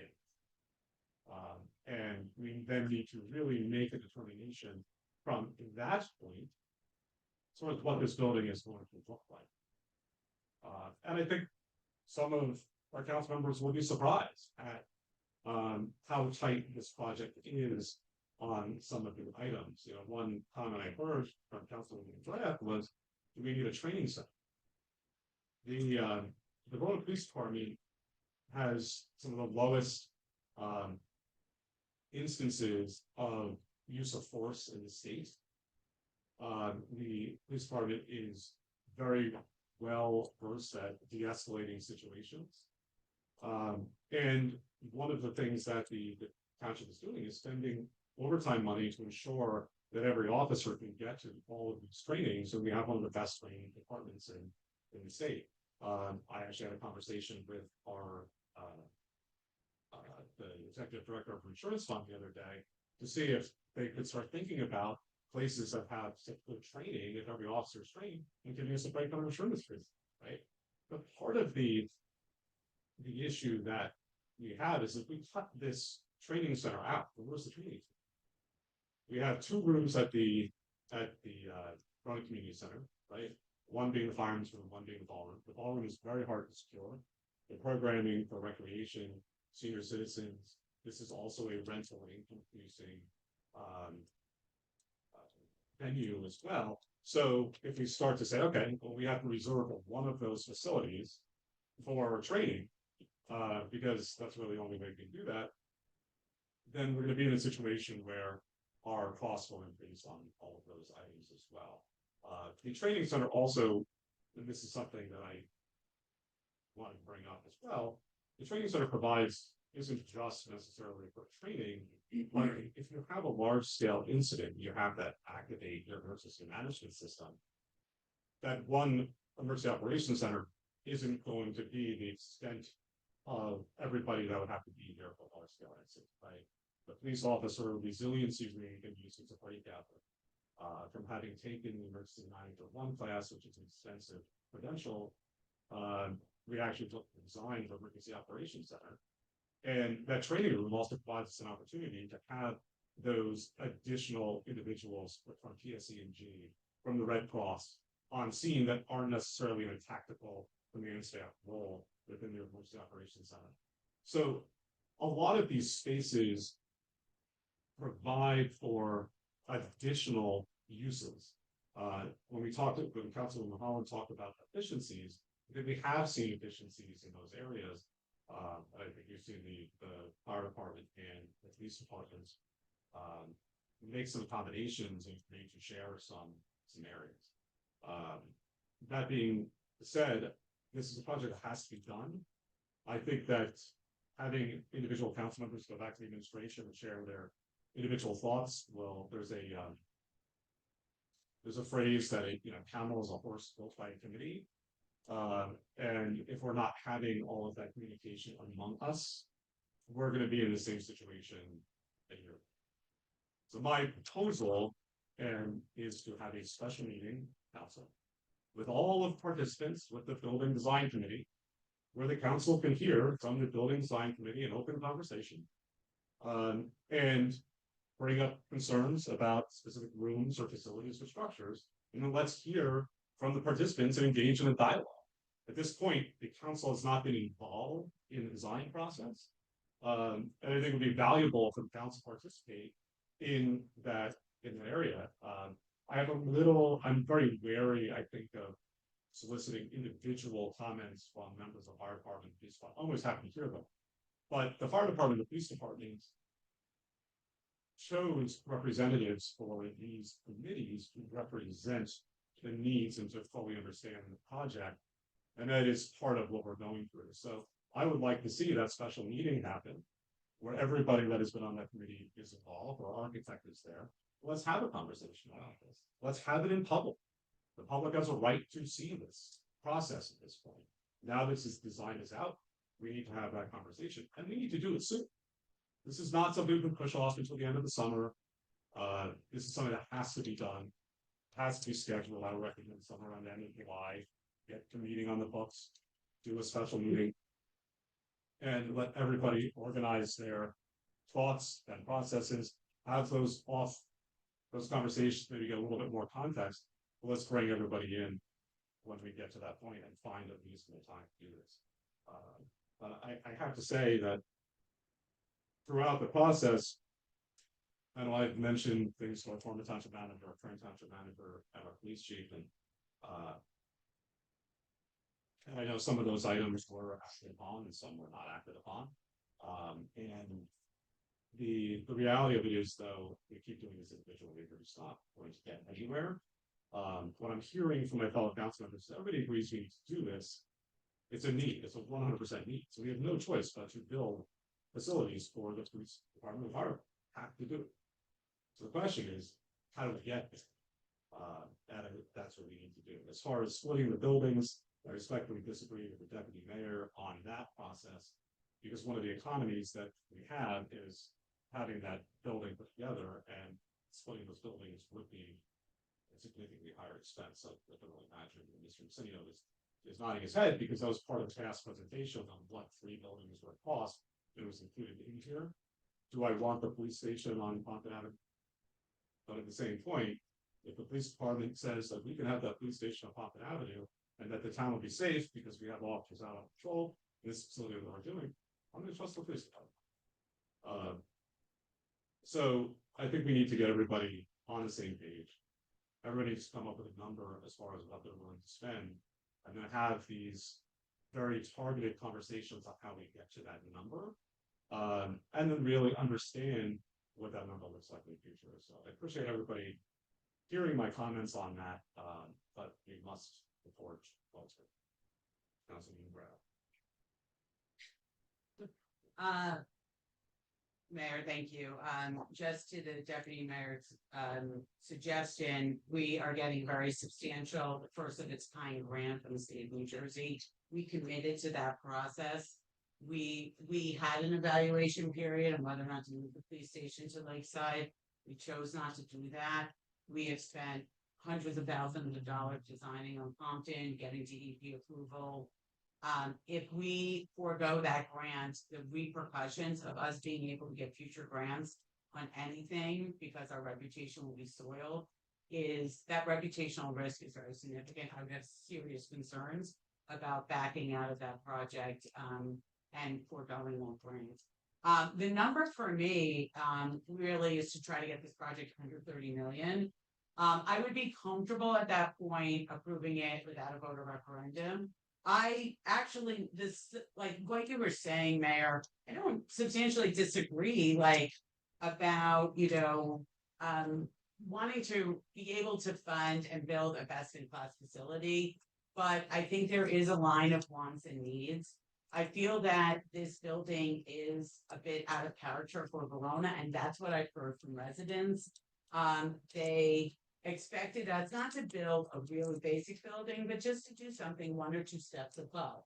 This feels, and the way it was conceptualized is all of the departments put in everything that they needed, and then it was cut down, and I think there's still a gap.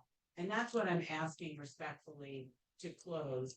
I don't know if I can make a special meeting at the end of July. I have some, things that are already set in stone, but, we can certainly have another meeting, but I think we need to also understand, a process by which we do engage the public. And really try to get something that meets, find that compromise on what will be acceptable to the taxpayer. I don't think a $350 tax increase per year that is like really substantial, and people are that is going to move us into a whole different tax situation, which is maybe a follow-up question that I have for the administration. So I would love for us to get creative and figure out how to get this under $30 million. So I have that number. Thank you. That'd be great. I just wanna add a comment that I'm well aware of the grant we got for Lakeside, and I thought I mentioned it. My reason for trying to switch it over there, there's a cost involved in excavation. As I said, it's a big component of it, so I thought there would be a cost savings there. That would, I know it's putting 2 buildings up is gonna be a lot more money. Not a lot more money, but more money. I just thought that centralized location of the police department is imperative, and it's just something I feel. I don't think a reputation as far as getting grants is hurt if you go back to them and say, hey, we have to build a police department. Can we reapply for it or find money somewhere else for it? We would be selling property that we could recoup that money. That's just my thought on that. And as far as the special meeting goes, I would definitely attend it, but I absolutely 100% just leave it up to the experts. I don't think I've ever questioned what rooms go where or where to locate things in there. It's people that do that and they specialize in it. I'll leave it to them to decide how they want to decorate it. Council one more time. Thank you. I think we did discuss some of the efficiencies that I was signaling in my comments, but I'm happy to discuss them further at a special meeting. I would just ask that we do consider schedules. The end of July is not necessarily convenient for all parties on this council, nor is it necessarily convenient for the public. So I would just want us to make sure that we're doing it at a time where we can ensure adequate council engagement as well as public engagement. I would also ask that we be informed of who are the appropriate council members to engage in that discussion. Because I think there may be recusals. Even this evening, you indicated your engagement in emergency services. And if some of those efficiencies are, for example, limiting the square footage associated with the EOC, which Mr. Messinio even said isn't necessarily a feature that's incorporated in other police stations and other buildings and other municipalities, is there a limitation on your ability to engage in that, or Mr. Romans, who is the neighbor to the property in question? I appreciate that this is legal advice that you can seek from Mr. Aloya. I would just want to make sure that whatever the discussion is, that we have the appropriate people at the table. Good. Township clerk, would you please schedule a special meeting? Or get out some dates? Mayor, can I just? Yes. Can I just to temper expectations of the council on the efficiencies to be found? I just want to, by reference, point out when Frank put together a revision to his design from earlier this year to the middle of to this presentation tonight, it was a reduction in 5,400 square feet, which was a reduction in about $3.3 million. So the hope to try to reduce square footage of the building doesn't necessarily provide savings in all the soft costs or the site costs. So it may not be a straight translation. It might not be even a feasible project to get a police fire building below 30 million. But that said, I think efficiencies in seeking them is a good practice. But realistically, we might not be able to get down to that number because you're probably looking at 20,000 square feet blocked off the building, which is cutting the building in half. So I just wanted to put that out there, just to temper expectations as you're thinking through what the efficiencies might be and what a reasonable number might look like. So in that scenario, so if we're at this level of spend, like what are our options if we wanted to go to a non-binding referendum? To seek the public approval. I mean, normally there's a process that would have to be solidified fairly quickly, right? Yeah, there's a process, all with CJ's figure that out. I know that a non-binding referendum is not always in some ways, is that we do not have to act to the boss, but generally, absolutely. So that is not necessarily a non-binding referendum. I would just be careful in characterizing. It just takes time. It's getting definition. While I think we've had a lot of public involved in the process of the original design phase and meetings, are the council and the people in the room are the ones that have been dealing with this for since its inception and have that technical involved piece to decide what we need. And I think that's a big part of it as well. And I think that in many ways, a referendum simply delays the inevitable, which is that we have that building. So, and yeah, I appreciate that, but it has to go. About that. So if we put it to a public referendum, then the public says no, what do we do? We still have to build the building. So what happens then? And that's the question I ask. I don't think that's necessarily the option. I just want to throw a number out there. I mean, $349 a year, and that's at a $40 million cost. If we reduce it to 30 million, it's an $88 a year savings. I think it's I remember arguing at that point. Is this approve this if this is what everybody wants? Thank you. And I'll close out by saying that I understand the tax impact. I literally own the average assessed house in Verona.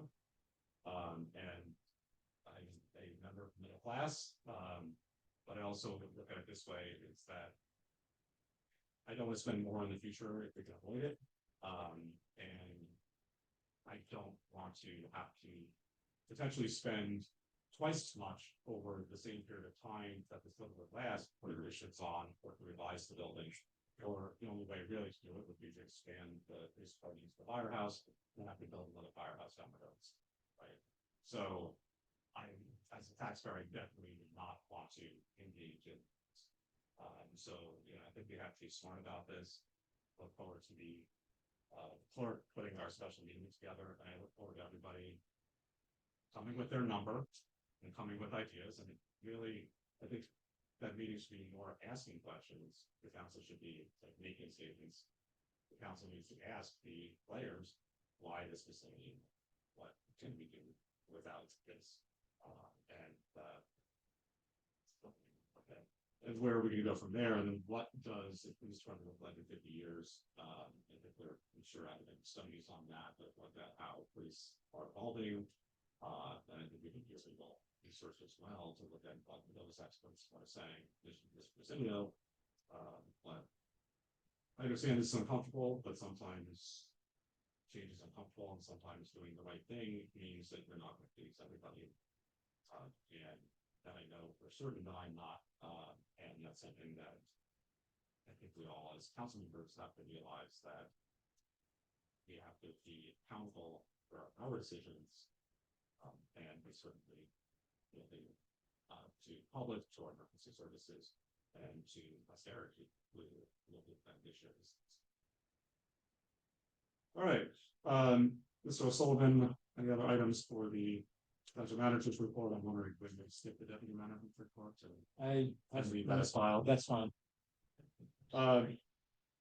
At this time, I'm going to ask the council to change the order of business to hear resolutions L1 and L2 at this time, which is the housing resolution is so that we can engage our comments if you're on our experts. Okay. If they got there. There a motion to change the order of business to move L1 and L2. Motion's made by Councilman Hollins, seconds. I'll second. By the deputy mayor. All those in favor? Aye. Aye. All those opposed? Hearing no decisions. Is there a motion to approve L1 and L2? You need to have a motion. Do we have a motion? No, the motion to change the order of business. Oh, okay. You need to have a motion to approve. Is there a motion to approve L1 and L2? I'll make that motion.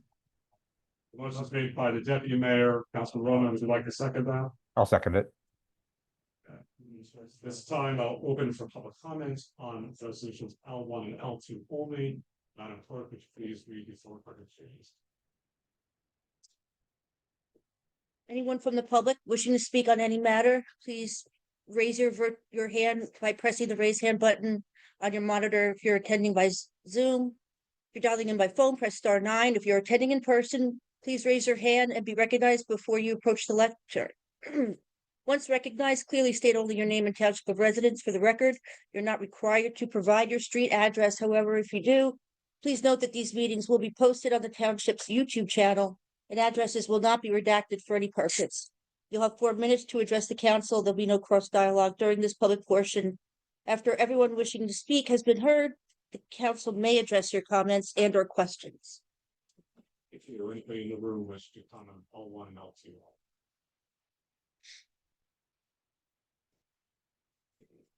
Mr. Ray, you're up.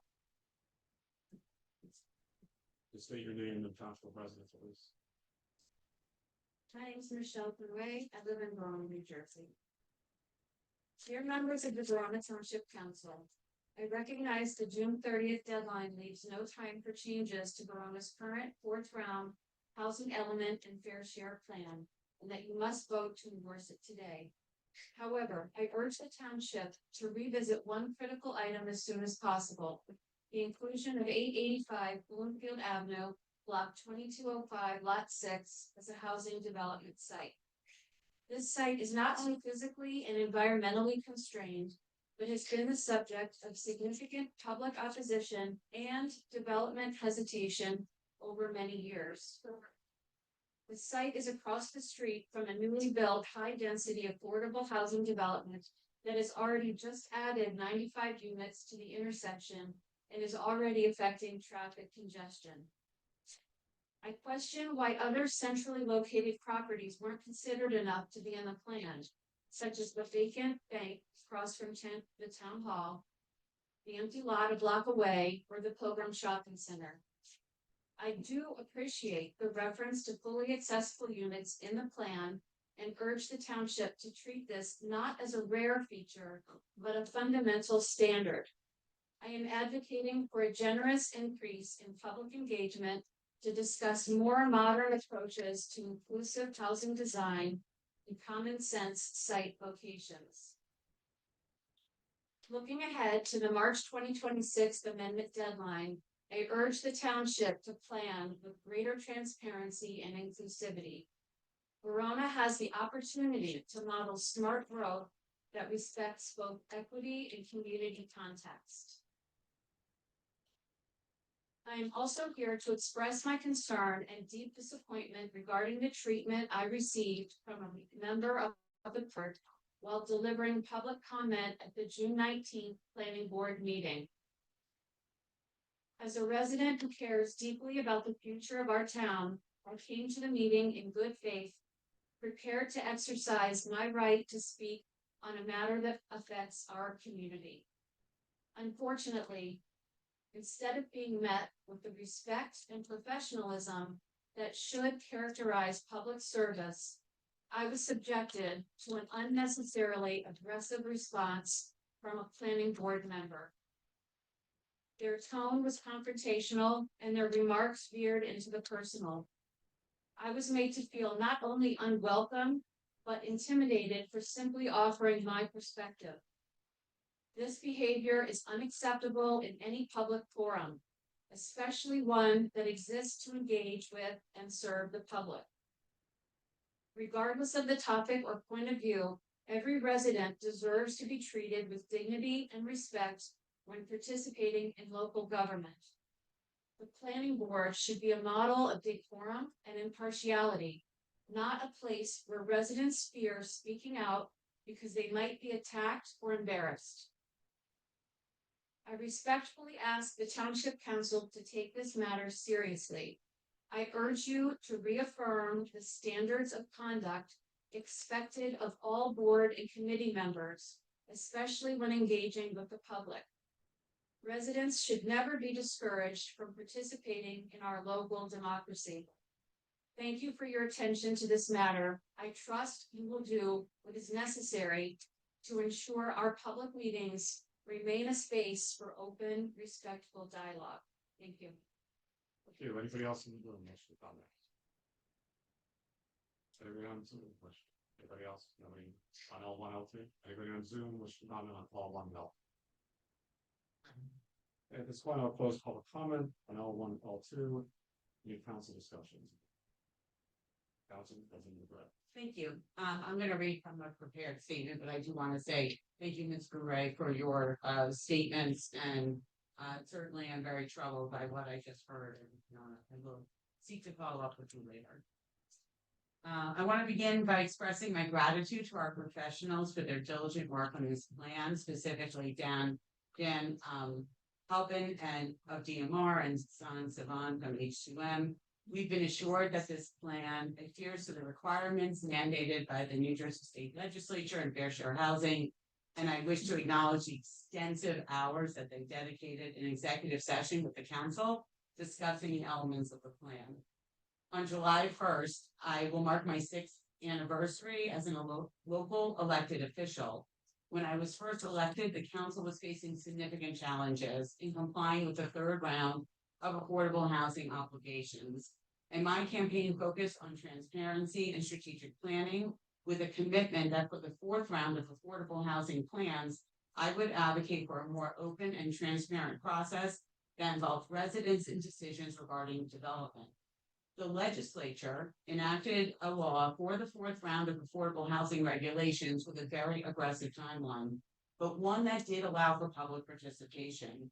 Additionally, it empowered local municipalities to determine suitable areas of development to meet affordable housing requirements. Municipalities like Verona were not obligated to accept every proposal presented by developers. The legislature granted us the authority to determine for ourselves sites that were optimal for development. Regrettably, this plan formulated by the majority members of this council and passed by the planning board relinquished much of that authority and did not sufficiently engage the public. The council majority, which is led by our mayor, our deputy mayor, and Councilman Roman, adopted an approach where developers situated on Bloomfield Avenue determine the projects in the plan. The planning board master plan subcommittee on this affordable housing plan, which includes the mayor and planning board chairwoman, Jessica Pearson, the deputy mayor's wife, did not design a process allowing adequate time for public understanding of its plan and its projects. In time, Verona residents are going to come to realize that there was alternative strategic approaches available to Verona to meet our affordable housing requirement. We could have implemented strategies to preserve certain areas and direct development where we wanted it. My vote today on this plan and this resolution is very challenging. While I fully support the development of affordable housing and acknowledge that this plan does comply with legal and regulatory requirements that are set forth by the affordable housing legislation, I believe it does not represent an optimal outcome for our community. And I am disappointed that we did not capitalize on the strategic opportunity that we had in front of us. Many residents have been asking me, what do we do now? I encourage residents to ask questions, to voice concerns, to get involved in our local government so that we can add more voices to evolve the township's planning approach to achieve something that works better for our community. It was already mentioned that this plan may be amended. Don't give up for pushing for better outcomes and demanding transparency and excellence from your local leaders. Verona can do better. Thank you. Any other comments? Yes. Deputy Mayor. I have to address that comment. I just find it kind of ridiculous that any one of the 5 council people up here would try to remove themselves from the decisions that were made to put this together. As you stated in the thing, at the beginning, thanking Mr. Halvin and Ms. Sand, that we spent many, many hours in closed session talking about this, and you were one of those people in closed session. I find it's kind of appalling, and you're talking about other alternatives and other properties are always brought up. If those people who own those properties don't want to develop them, then we can't do anything about it. They're property in the center of town. Every time development comes up, I can't tell you how many times in the past I've heard, what about the IHOP property in the center of town? It's a vacant lot. If that owner doesn't want to develop his property, and he was bringing forth a plan until the overlay went into effect, and it reduced the plan that he wanted, so he pulled his plan. Someone who has a lot of money that doesn't have to develop or doesn't have to touch their property, they don't do it. So that's all those other properties that are mentioned, no one's come forward. And if we deny this plan and the person at 885 decides they're going to file a lawsuit against the town, they can go in there and put 60, 70, 80 units on that property. And that's the fact. You know it, Councilwoman. Deputy Mayor, I'd like to ask that you address. I'm sorry. The chair, please. Councilman McGrath. She Is mentioned, it always the best of that? We're going to get she through. mentioned myself in it. That's why I'm addressing her and I'm asking her question. But Address the chair. I would like to know what other alternatives there are. Were there any other developments, any other property owners that came forward that offered a development to the Township of Verona to add to our need for affordable housing in Smith's? That's it. Thank you. Councilman McGrath, Hollins? So, were you? We're not going to go back and forth. So I'll let you do that. Sure. So I indicated earlier that I would have comments as well, and I had provided some feedback to the administration over the weekend when I was reviewing materials, and I just want to also, I guess, start by saying thank you to our professionals in this process. I don't think there's any dispute that the council was made aware of this process, but certainly disclosures in executive session are not public, and so where individuals that have concerns about transparency, they are right to raise them. I would say that the obligation to provide a realistic opportunity for affordable housing has been the law in the state of New Jersey for nearly 50 years, like my entire lifespan. It's not a new expectation placed on communities. It fits within the law. There's a clear role for the planning board in this. What is new is that we have new legislation that established a new process for the towns to meet that obligation. We've been benefited by our professionals in that process and providing that guidance, but certainly decisions were made throughout that process, and it's important for those in the seats with decision-making authority to have accountability for that. I do want to thank you for your presentation and thank everyone that has been involved in this process thus far. And as an initial matter, I do understand that most municipalities will try to submit their plans with an accompanied governing body endorsement by June 30th. But that's not all municipalities in the state. They're not all doing council endorsements like we are being asked to do tonight. And so I do understand that it is our professionals' recommendation here this evening that this council endorse the plan. But that plan was adopted for the community by the planning board, and it was adopted on June 19th. So I do understand that that recommendation is the most risk-averse course of action. I don't dispute, as an attorney myself, I don't dispute the practical sense in recommending the least risky option. But at the same time, I do think it's important for there to be an understanding that the planning board is in the driver's seat for this process, as they are for the master plan process. And this is a portion of the master plan. And so I think when my colleague references that there are some that are more engaged in this process, I think it's important to understand those who have been actively engaged in the planning board throughout this process. So again, I want to thank you for your advice and counsel, but I do want to respectfully express my personal disagreement. Because as I said already, not all towns are endorsing plans and it's not necessary to do so. In response to my inquiries, I was pointed to the second round regulations for COA. As we know, COA no longer exists. The legislation and applicable materials associated therewith, you know, where they are referencing endorsements, they aren't elsewhere. So I think here, both the legislature and others were aware of the prior municipal endorsement requirement and chose only to explicitly incorporate it as an alternative. I don't see the COA regulations that's applicable here. And I'll spare everybody like Latin legal terms, but you know, there's justification behind that as a legal as a legal interpretation. I also recognize that the directive, or I was told that the directive requires it, but I don't see anything in that section that specifically mentions resolution by a governing body to endorse the plan. We know that the housing element can really only be adopted by the municipality by the planning board, which is why we had that process. And even earlier tonight, when there was discussion about amendments, it was those amendments would go to the planning board, not even necessarily come back to the council for further enforcement. So it's really not the council's obligation here. It is the planning board that leads. So the planning board includes members of this council. They've been actively engaged in it for some over a decade, right? Some of us have never had the privilege or honor to serve on the planning board. However, I am very happy and pleased with the committees that I actively engage with regularly. And I'm grateful for those residents that are also on those boards. Your presentation this evening has recognized the planning board vote.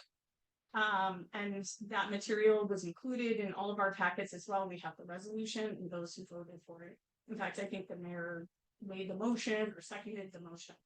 So while I understand the guidance of our professionals, and I really do sincerely thank you for your advice and counsel, it is within my right, it is a matter of opinion to respectfully disagree with that, because I don't necessarily see a requirement for council endorsement here, where we've had that planning board. So thank you.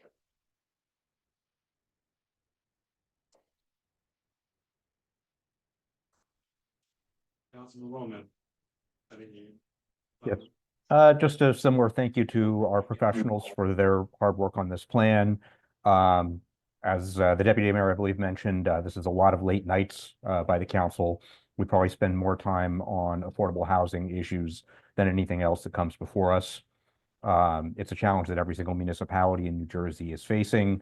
And it's very difficult to come up with compliant plans to meet these requirements, while also considering what you want for the future of your community. We try very, very hard to minimize the impact of higher density development on residents. The only real way to do that is to target it at principal commercial corridors, to try and do redevelopment projects as much as possible, to try and do transit-oriented development, and to try and pull in as many bonus credits as we possibly can. We work very, very hard to try and balance all of these interests. And it does pain us when we have to approve developments that are larger and bulkier than we otherwise would like to see. But we've also taken a lot of units off the table over the years through very smart moves and through a lot of difficult decisions that we've had to make. So I just want everyone to kind of understand that perspective, that within the framework of these rules in New Jersey, that the community that we are working as hard as we possibly can, try and get the best outcome for Verona. Would also like to express my appreciation to the planning board for all of their work on this effort. Thank you very much to everybody who worked on this. That's all I have for this evening. Thank you, Councilman. Councilman McGrath, you want to make a comment before I close the debate? Yes, I do. I want to address something that Deputy Mayor he said. It is not accurate to say that we only could put properties in the plan that approached us for the possibility to develop. And when residents read through the plan, you'll see that not all developers who approached us are in this plan, and there's a map that indicates that. There were other options available to us. It was the strategy that we employed that was determined again by the planning board subcommittee, the council majority, and all these discussions was that we were we had enough units on the developers who were approaching us from Greenwood Avenue. There were things that were raised in closed session. I raised things in closed session. I raised things privately. They didn't get acted on. That's why this is, again, I'm not on the planning board, as the councilwoman already stated. I'm not on the planning board either. So ultimately, this is just, there were different opportunities. In other towns, they have put in properties that, again, are currently supermarkets or a big retail store. And no, it's not that those property owners want to redevelop into affordable housing, but these are the most appropriate sites over 10 years. Other towns did mathematical analyses looking at valuations of assessed land value. Other towns also formed citizen advisory boards. And at the end of the day, we did not deploy those tactics. And it's been a frustrating process for me. And certainly, certainly a month ago, I realized where this plan was heading. And I voiced my concerns at the time. So ultimately, this is compliant, and I thank the planning board for their service. It is a compliant plan. Just in my opinion, we could have done a lot better as a community. Thank you. May I make a comment? Yeah. My understanding, and I know this, is that this plan has to have a realistic development. And that's the number one thing. And again, I asked, what other options did we have? What other properties? Not getting an answer. We could have solved this problem on one property. Dead center of town wanted to put a lot of units on one piece of land, and that's our decision as a council. We try to put realistic development on properties and keep the density to a certain level. 35, 40 units per acre, sometimes less depending on the topography. If we wanted to, we could solve it with one property, but we don't want to do that. You don't want a 5-story, 6-story, 7-story building in the center of town. And oh, there, great, now we're done. There's our affordable obligation and we're all set. That's what we talked about, and that's what we went through. And again, it's unbelievable that I'm sitting up here hearing people saying and talking as if they have no decision making in what we're about to put forth here. It just really blows my mind. These properties, these plans, this council made the decision on, and we present it to the planning board for their review and their decision to overlook it and say. So it's not, it seems like blame is going to a planning board of volunteers in town that are just doing their job. We're the ones that initiate this, and then we say. Thank you, Deputy Mayor. I'm also going to share my significant disappointment with Councilwoman Grant's statements. I normally am very quiet when other council members say outrageous things that have no basis in fact, but I think on this one, I'm actually going to respond. The first item is Councilman McGrath stated that this plan was driven by the council majority. I find it very interesting because there were no votes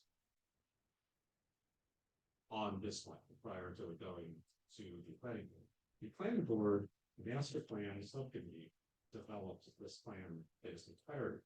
What the council does is we negotiate with developers when they bring properties forward, and we determine whether there might be an area of need of redevelopment or not. So there was no vote. To say at this point in time that the council majority has somehow blocked Councilman McGrath and even Councilman Holland out from participation is outrageous. In fact, to say that a council majority isn't about itself outrageous. And the reason being is this council votes the same way 99% of the time. We have 5-0 votes. The only time that we had a significant vote was when the council elected me as mayor and not Councilman Wilbur. It was the only time really significantly was sort of that, there are a couple other examples of a 3-2 vote, but I have voted not with Councilman Roman and Deputy Mayor McAvoy.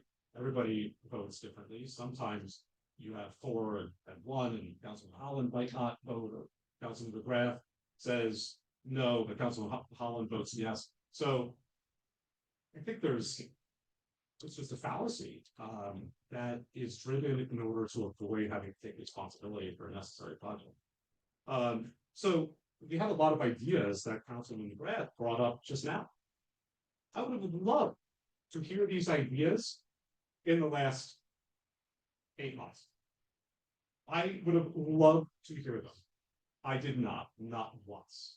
And to say that we could have done X, Y, and Z, and we could have had a citizen advisory board, and all various other things that the councilman suggested, those might be great ideas. It would have been great if Councilman McGrath had actually brought those up in a private or public meeting. Any council member that was concerned about the process should have brought up any concern about the process in public at a council meeting. There was no question on procedure or policy. The township got its judicial order saying how many units we actually got to build when April 4th, 2nd, something like that. Okay. 2.5 months, we had our final number and were able to act on it. So the question I just really want to know is, where was Councilwoman McGrath? Because I swear she was sitting at this dais the entire time and was not nearly as vocal as she is now. Furthermore, to speak at the planning board or the subcommittee in such a manner, I am the council's representative on the subcommittee, as is the township manager. Councilman McGrath did not call me and offer me her comments on anything related to those policies and procedures. Not once. In fact, I don't hear a lot from Councilman McGrath ever about anything. Right. So, and my phone number is kind of the worst kept secret in Verona, right? And I know Councilman McGrath has it. So I would have loved to hear those items and to be able to potentially act on the solutions that the councilwoman is offering at this point. And to specifically call out, you can call me out, but the planning board chairwoman, who literally is almost a full-time unpaid employee of the township, I mean, not that she gives into this, without identifying the other members on the committee who helped to make those decisions on the subcommittee, and without an appreciation for the fact that there's an incredibly diverse group of people on the planning board who unanimously approved this project, this plan. Do I think it's perfect? No. Is it the best that we're going to be able to do? 100% at this point. But even after the document was published to the public, I did not hear from Councilman McGrath. I can't speak for the other members of the subcommittee, but I certainly did not hear from her, and I certainly would have loved to do that as well. So, folks, if you know me, you know I'm not a scorekeeper. That's not something I do, and it makes me sick when politicians do that. And that's one thing, but I'm also going to take responsibility for when I am responsible for something, and I'm not. There was no conspiracy or plan to push anybody out. In fact, we have open public meetings for this music. Our council members all have a time to comment on anything they want to comment on without restrictions to bring any item to new business. You can look back at the videos of every council meeting and see that that did not happen. What I think the Councilwoman McGrath's statement, the only thing that it offered is evidence of a lack of understanding of land use in the state. And I am concerned by this. I do not want the public misled. And I know that on the council's social media or update page, she'll have a statement or a concept about this that includes none of the other discussions or feedback from any of the other council members told us we don't exist sometimes, right? But it's strange that we start existing when somebody wants to shift blame on something that they know has to be done. And frankly, it is not productive. It serves only to waste time, resources, and energy to go through these items. And I hope, for the sake of the township of Verona, that we never see conduct like this again at a township council meeting. And at this point, I close debate. Madam Clerk, call the roll. Wait, Mayor, will you please give me a chance to respond? I made it very clear before that I was closing debate. Oh, Do you have a substantive item that you? I do. Okay, go ahead. Okay, Mayor, we kicked off this planning process 2 years ago when we interviewed planners, not our affordable housing planner that's here today, but when we interviewed planners. We had a very substantial disagreement and opinion on how to move forward. That was agreed to vote. And I do agree, we agree on many things, but not everything's been a 5-0 vote. And when we decided the direction to go with planning by hiring the technical help, that was really the beginning of a difference in philosophy, okay? Second, I brought up in public several times my concerns about the schedule and how public comments can be incorporated, and I brought that up privately. In executive session, I have brought up lots of ideas about properties that we should purchase as open space, other sites we could develop. There were differences of opinion behind closed doors, and that's what I really feel like was misrepresented. You mentioned that I never call you. Well, you never call us. You don't call me to check in to see how things are going on major votes like this. So communication is a two-way street, and real leadership is about kind of managing council. That is what you were elected to do, which you reminded everyone. In terms of, you know, whatever my statements put out to the public, they understand that they are my opinions.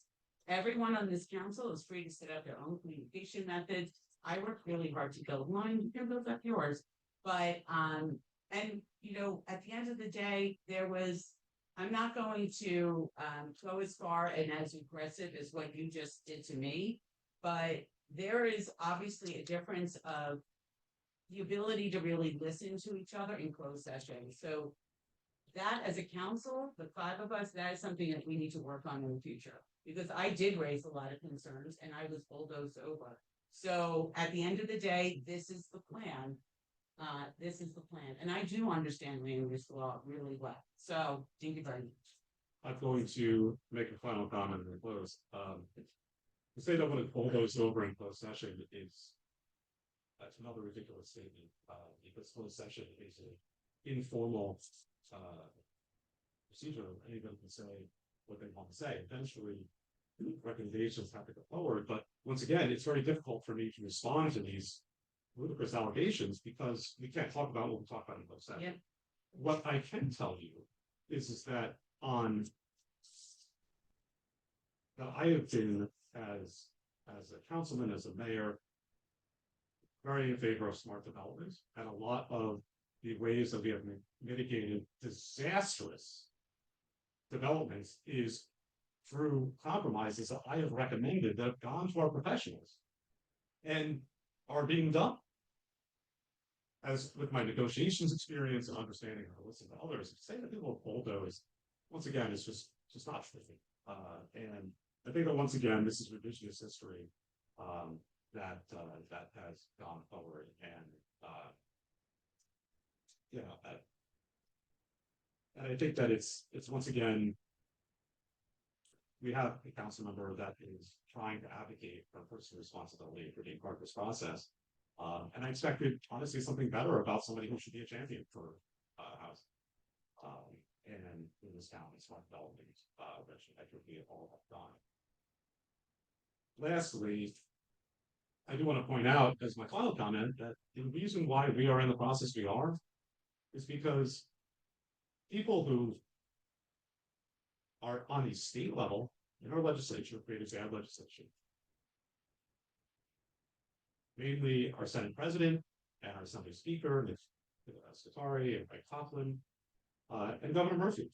They created legislation that did not take into account the needs of municipalities. And we argued.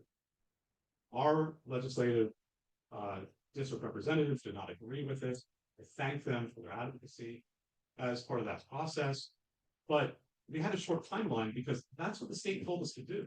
And by the way, if you don't meet this timeline, builders remedy lawsuits galore. So I think there's a place for saying, okay, you know, have a citizen advisory, but we actually do have a citizen advisory against the planning board. Or all citizens of the township. And secondly, we were constrained by this process to say that in the end, that it was somehow council majority is just that there is a council majority and that that there's somehow a conspiracy to block the outcomes.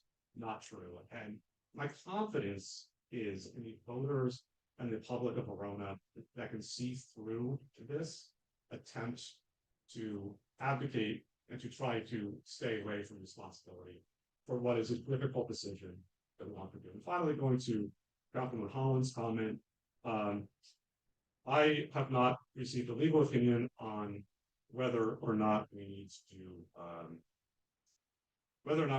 to endorse the plan, but we also have to pass a resolution to fund the plan. So if we pass a resolution to fund the plan, it's a tacit endorsement of the plan anyway. So we're talking about semantics instead of doing the business of the township. We're just getting behind. Madam Clerk, could you please call? Councilwoman Holland, No. Councilwoman McGrath, No. Councilman Roman, Yes. Deputy Mayor McAvoy, Yes. Mayor Tamboro. I would love to vote no, but somebody has to be the business of the township, so yes. Okay, resolutions both passed 3-2. The number L1 will be numbered 127, L2 will be numbered 128. Thank you, Madam Clerk. This is time open for, sorry, we have council member comments. Just wondering if the council members might waive their comments this evening, so we can go to public comment. Any objections? Hearing No none. objections. We'll go into public comment. Madam, the same public comment statement applies, but people can comment on whatever they would like to comment. Anybody in the room wish to offer a comment? Mr. Petrangis. Yeah. We should just bring the lectern to you. All of them have seen you without a hat, so. I actually just fell off. I got a haircut recently. All right, Paul Petrangeli, Verona.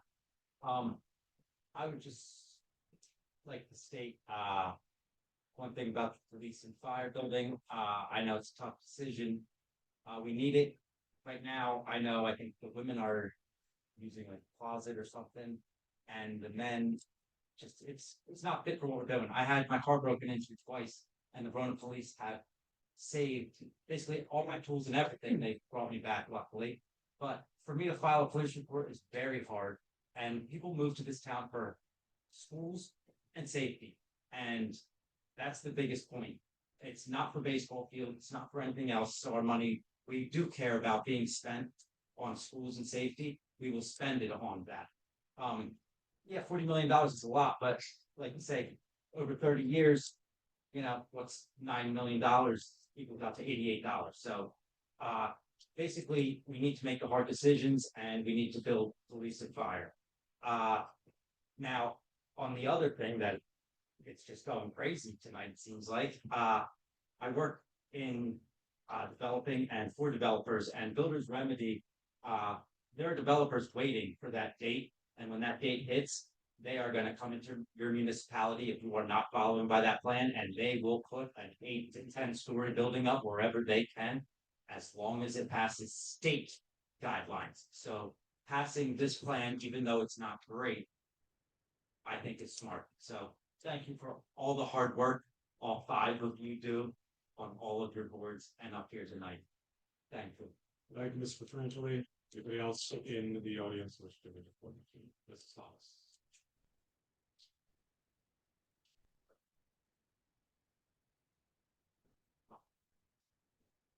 Carol Thomas, Verona, I'm here as a resident this season. First of all, let me say that it was embarrassing as a 30-year plus years president. We're better than that. It shouldn't have. These conversations should have happened in the back. I know the three of you, I know strong personalities, these things shouldn't have happened in our together. I've had strong conversations with all three of you at different times, we disagreed on subjects. This wasn't necessary. Let me say, I know that everybody talks about transparency, and it wasn't until the planning board plan came up, there were 6 properties that I know about these 6 homes. So if I didn't know about it, then the rest of the public didn't know about it, because the only way lately to see things is to try and read the agenda and read the points. With no town paper and no publishing, it's difficult for the public to get to know, what some of the plans are. So, yes, from your perspectives, I'm sure you think things are transparent. The problem is, how does it get to the public? So maybe we can work on that. I would like maybe the mayor to explain why the rescue squad has succeeded from the plan. Just a quick, what I know some of that, or the public needs to know why they're no longer interested in building. We talk about efficiencies in the future. The public doesn't know how do we talk. I know this is, maybe let's talk about merging with Cedar Grove, but we're looking at the future. How do we talk about the police departments? And I know half of the police department now are students I have. I know them. Yes, they need a police department. Yes, they need a rescue squad. Yes, we need fire. But another couple of months, maybe that's what you need. And lastly, I'll just say, if any of this came to the board again, because I was an advocate for the board for a long time, we worked on a lot of speeches, a lot of building. If they have to raise, if they write a bond for $100,000, they have to get that for them. So I don't know this is not, you don't have to. They do, but the public likes their plans, they love to be able to. And I understand what happens if they don't know. You still need public safety building. But I don't know. These are just some thoughts from the public. Thank you.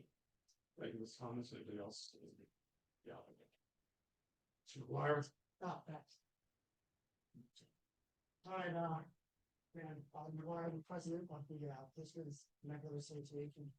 I don't want to come up here and talk about our current recommendations. The chief, I think, has gone over that many times. But what I want to do is really urge the council to provide the committee that's working on the building with what you guys can really do. There seems to be a lot of back and forth. I saw when the number 30 million was thrown out with the current footprint, Frank's employee looked at him like, you guys were crazy. Like, it's just not achievable.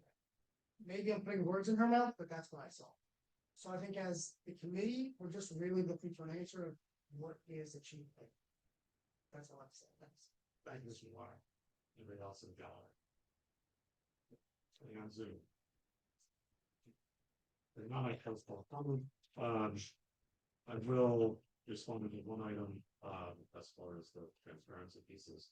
I think the planning board heard an initial conversation of this in public a month ago. So this was so that was out there. I know that our township communication officer actually wanted to criticize the plan that may help, but not everybody has is on the newsletter and follow social media. So I just wanted to recommend everybody sign up for our newsletter in order to get those items. We are severely limited in what we do as far as buying, right? I know that in the past 4 years, I've helped to sustain transparency and this council, especially by explaining things, and we should hold their scenes where we are all that we've done there. One of Mrs. Thomas brought up, and I think it's a great point, that the town didn't know about some of the properties, and the reason being in some of them is that those properties, we were, as council members, not really allowed to talk about them individually because they're closed session items, because they're in negotiation over certain things. So we are not able to discuss them in substance while a negotiation is going on.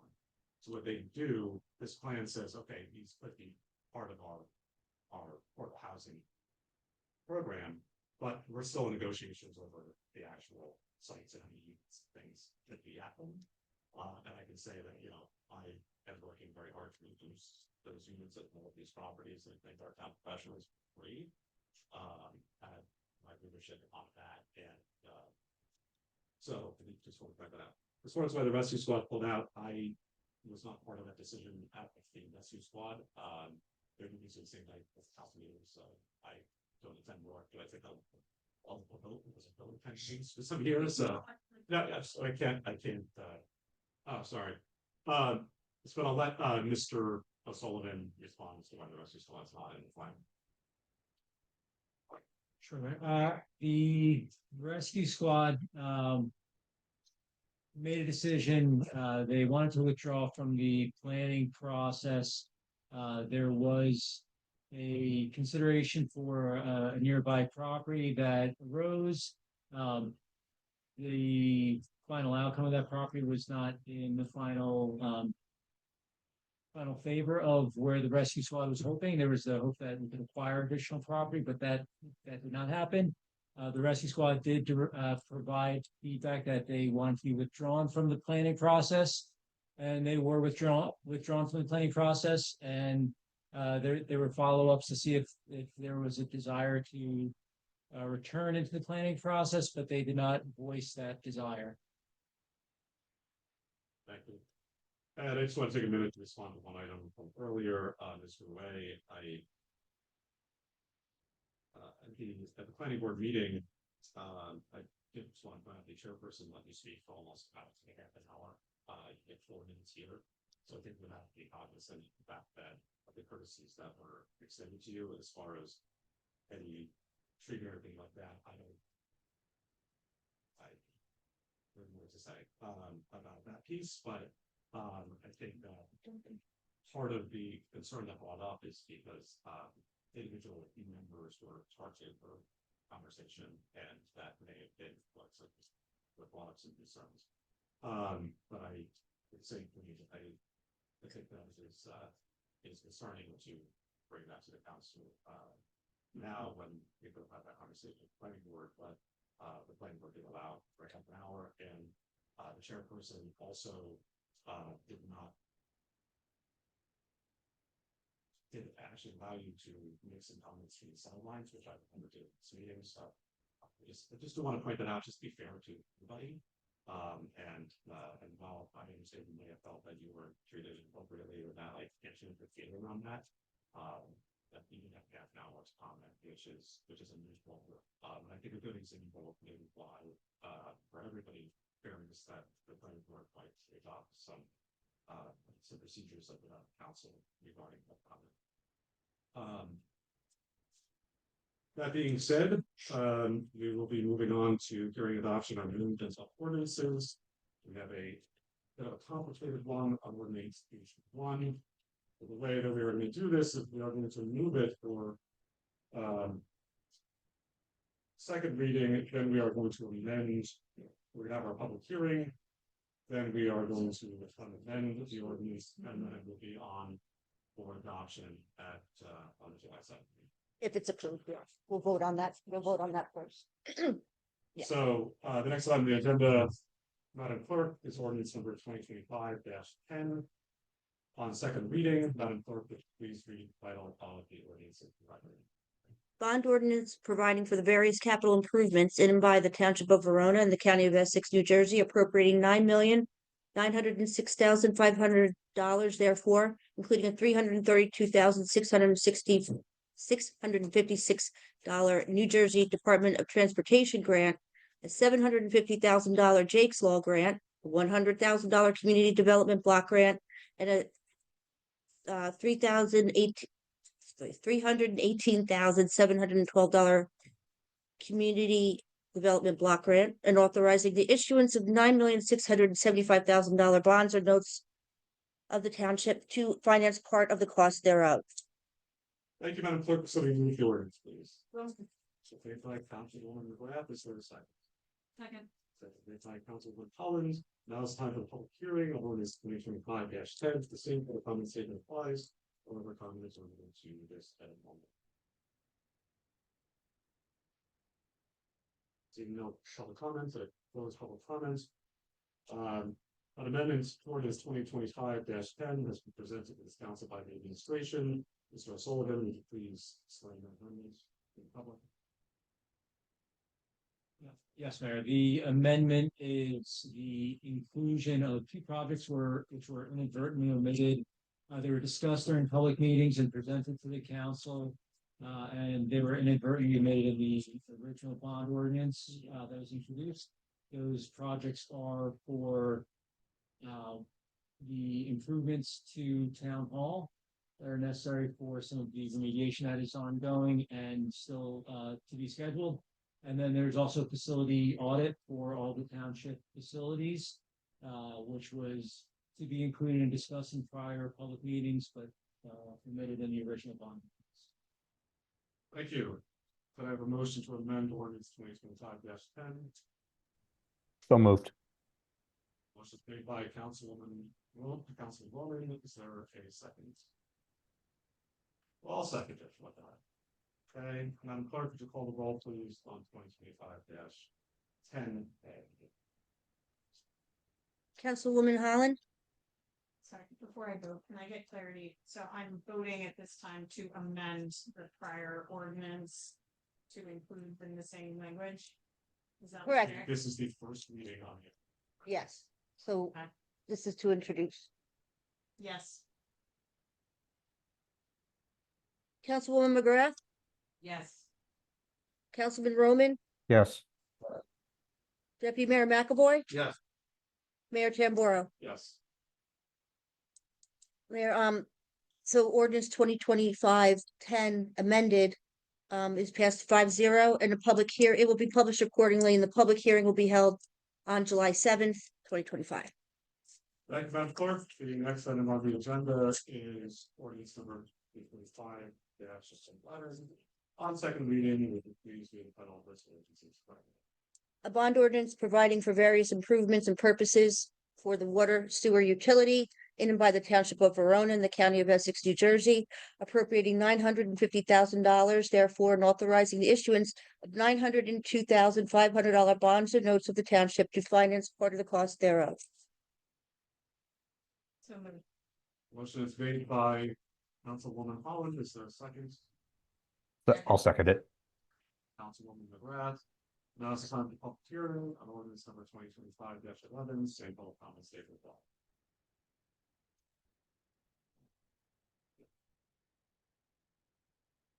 Seeing no public comments. Is there any council comments? Seeing none, Madam Clerk, call the roll. Councilwoman Holland, Yes. Councilwoman McGrath, Yes. Councilman Roman, Yes. Deputy Mayor McAvoy, Yes. Mayor Tamboro. Yes. Mayor ordinance 2025-11 is adopted, a vote 5-0. Thank you, Madam Clerk. The next item on the agenda is ordinance for 2025-12 on second reading. Would you please read the title of this ordinance? A capital ordinance appropriating $20,000 from capital improvement fund for the various improvements by the Township of Verona, in the County of Essex, New Jersey. Your motion. So moved. Motion made by Councilman Holland. Is there a second? Second. Second made by Councilman McGrath. It's just time of hearing on ordinance 2025-12. Same public comment statement. Hearing none. Any council discussion? Hearing none. Madam Clerk, call the roll, please. Councilwoman Holland, Yes. Councilwoman McGrath, Yes. Councilman Roman, Yes. Deputy Mayor McAvoy, Yes. Mayor Tamboro. Yes. Mayor ordinance 2025-12 is adopted 5-0, be published according to law. Thank you, Madam Clerk. The next item on the agenda is ordinance 2025-13 on second reading. Please read the title of this ordinance. A capital ordinance appropriating $27,500 from Pool Capital Improvement Fund for the improvements by the Township of Verona in the County of Essex, New Jersey.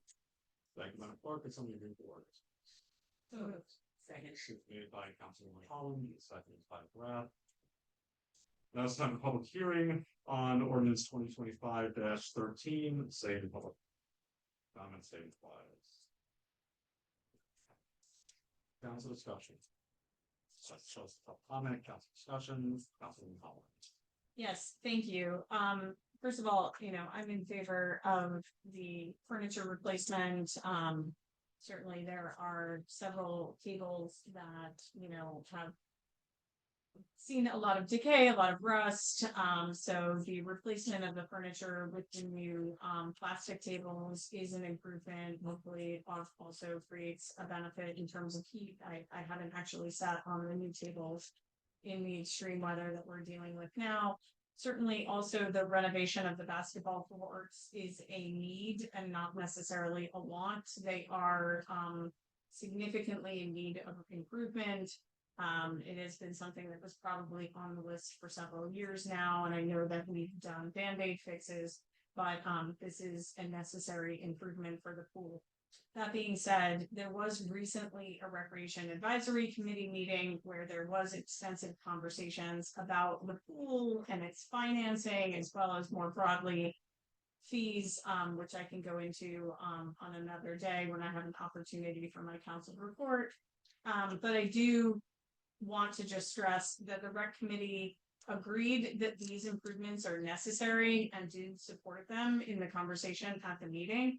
But there is continued concern about the finances at the pool and the ability to keep the pool going with its finances at this time. So I urge my colleagues on the council to review the correspondence from the Rec Committee and to really engage in that process and think very thoughtfully about the pool finances going forward. Thank you.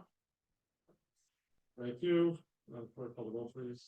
Councilwoman Holland, Yes. Councilwoman McGrath, Yes. Councilman Roman, Yes.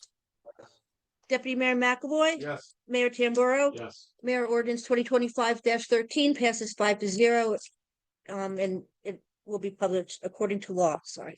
Thank you, Madam Clerk. The next item on the agenda is ordinance number 2025-14. On second reading, which please hear the title of this ordinance is correct. Water and Sewer Utility Capital Ordinance appropriating $132,200 from the Water Sewer Utility Capital Improvement Fund for various improvements by the Township of Verona in the County of Essex, New Jersey. Thank you, Madam Clerk. Would somebody move the ordinance? So moved. Motion made by Holland, is there a second? I'll- Second. Now it's time for public hearing on ordinance 2025-14. City public comment series. Seeing no public comments, I will close public comments. The council comments. Councilwoman Hall. Thank you. I'd also like to comment on this ordinance, and as I did upon introduction, I believe as well, just to acknowledge the improvements that we've made in my time on the council. When I was first running for office and I was inquiring with the township administration, which has since changed, so it's no reflection on you, Kevin. But nonetheless, when I was asking about asset management plans, I was given responses that clearly indicated a lack of awareness of what that is. We embarked on a comprehensive asset management planning process with former township manager Joe Diarco when he took over. We have that, and I'm very pleased to see that we are going to be initiating the updating process because this is a living document and it does need to be maintained just like our infrastructure needs to be maintained. So I do significantly appreciate that, and I'm very supportive of that, as well as the other meaningful capital improvements that are listed here as well, including the water interconnection with Montclair. So I do think that these are very positive improvements, and I'm very grateful for the administration's leadership on this issue. Thank you. We have no further council comments. Madam Clerk, will call for the vote. Councilwoman Holland, Yes. Councilwoman McGrath, Yes. Councilman Roman, Yes. Deputy Mayor McAvoy, Mayor Tamburo. Yeah. Mayor Ordinance 2025-14 passes 5-0, and it will be published according to law. Thank you. All right. Now we are moving on to our consent agenda. We are pulling page 2, yes? Please, yes. And we also already voted on L1 and L2, so if somebody please move A1, L3 through L. Yes. but the Yeah, two that that's voted nine. forward. Will somebody please move those? Thank you, Deputy Mayor. I will second them for the sake of time. At this time, I'll open for public comment on any of the consent agenda items. There's public comment statement applies. We are limited to these.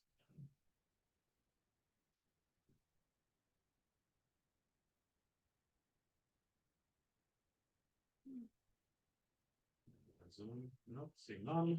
Close public comment, any council discussion? Councilwoman Hollins? So I had asked a question earlier in the day. So in my packet, it may just be because of the way it's presented. We have exhibit A to the resolution, and then we have the exhibit B. Is the exhibit B an exhibit to this First Amendment? Or is it meant to be an exhibit B to the resolution On L3? on L3? Sorry, I should have identified that resolution, but yes, it's a little confusing. I just wanted to note that if we are in fact having an exhibit B to the resolution, we should probably make reference to it in the actual resolution as only reference to it. I do appreciate the clarification that I received about the changes and the implications associated therewith. But I just wanted to note that challenge with the way the resolution's presented.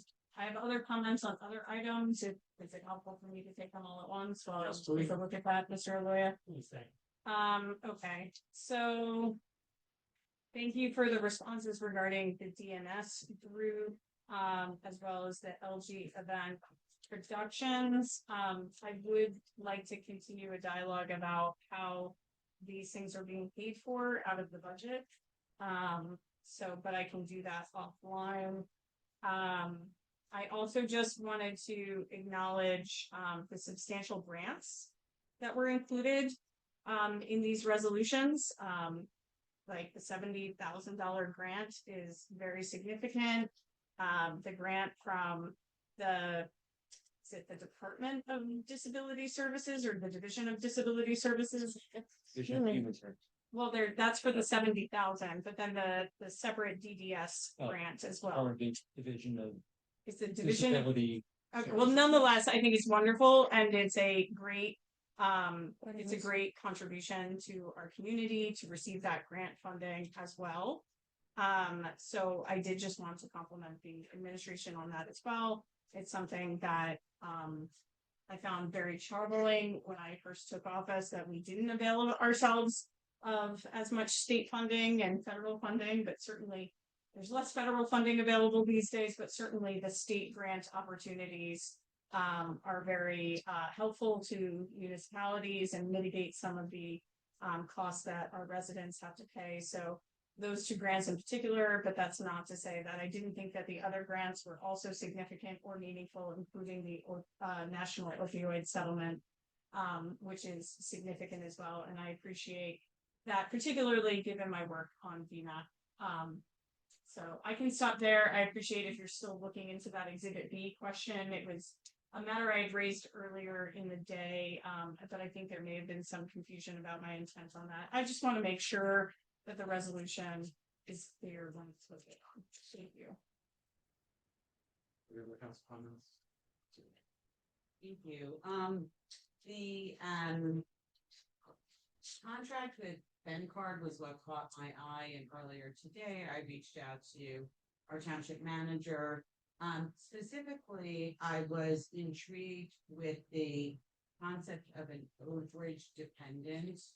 And that would be an individual who is between the ages 26 and 31, who is allowed to be covered under the plan. So I asked for some additional information in the sense of council on what, if there's any overage dependents that are on our current plan. And I don't know if I don't know if there are current overage dependents on the plan, but it's one of those it's DU 31. It's a coverage continuation option similar to Cobra. Okay, oh, so So it's like. So it's not like, if my kid turns 26 and I just keep them on, it's a supplemental fee that I would pay to, the administrator of the plan.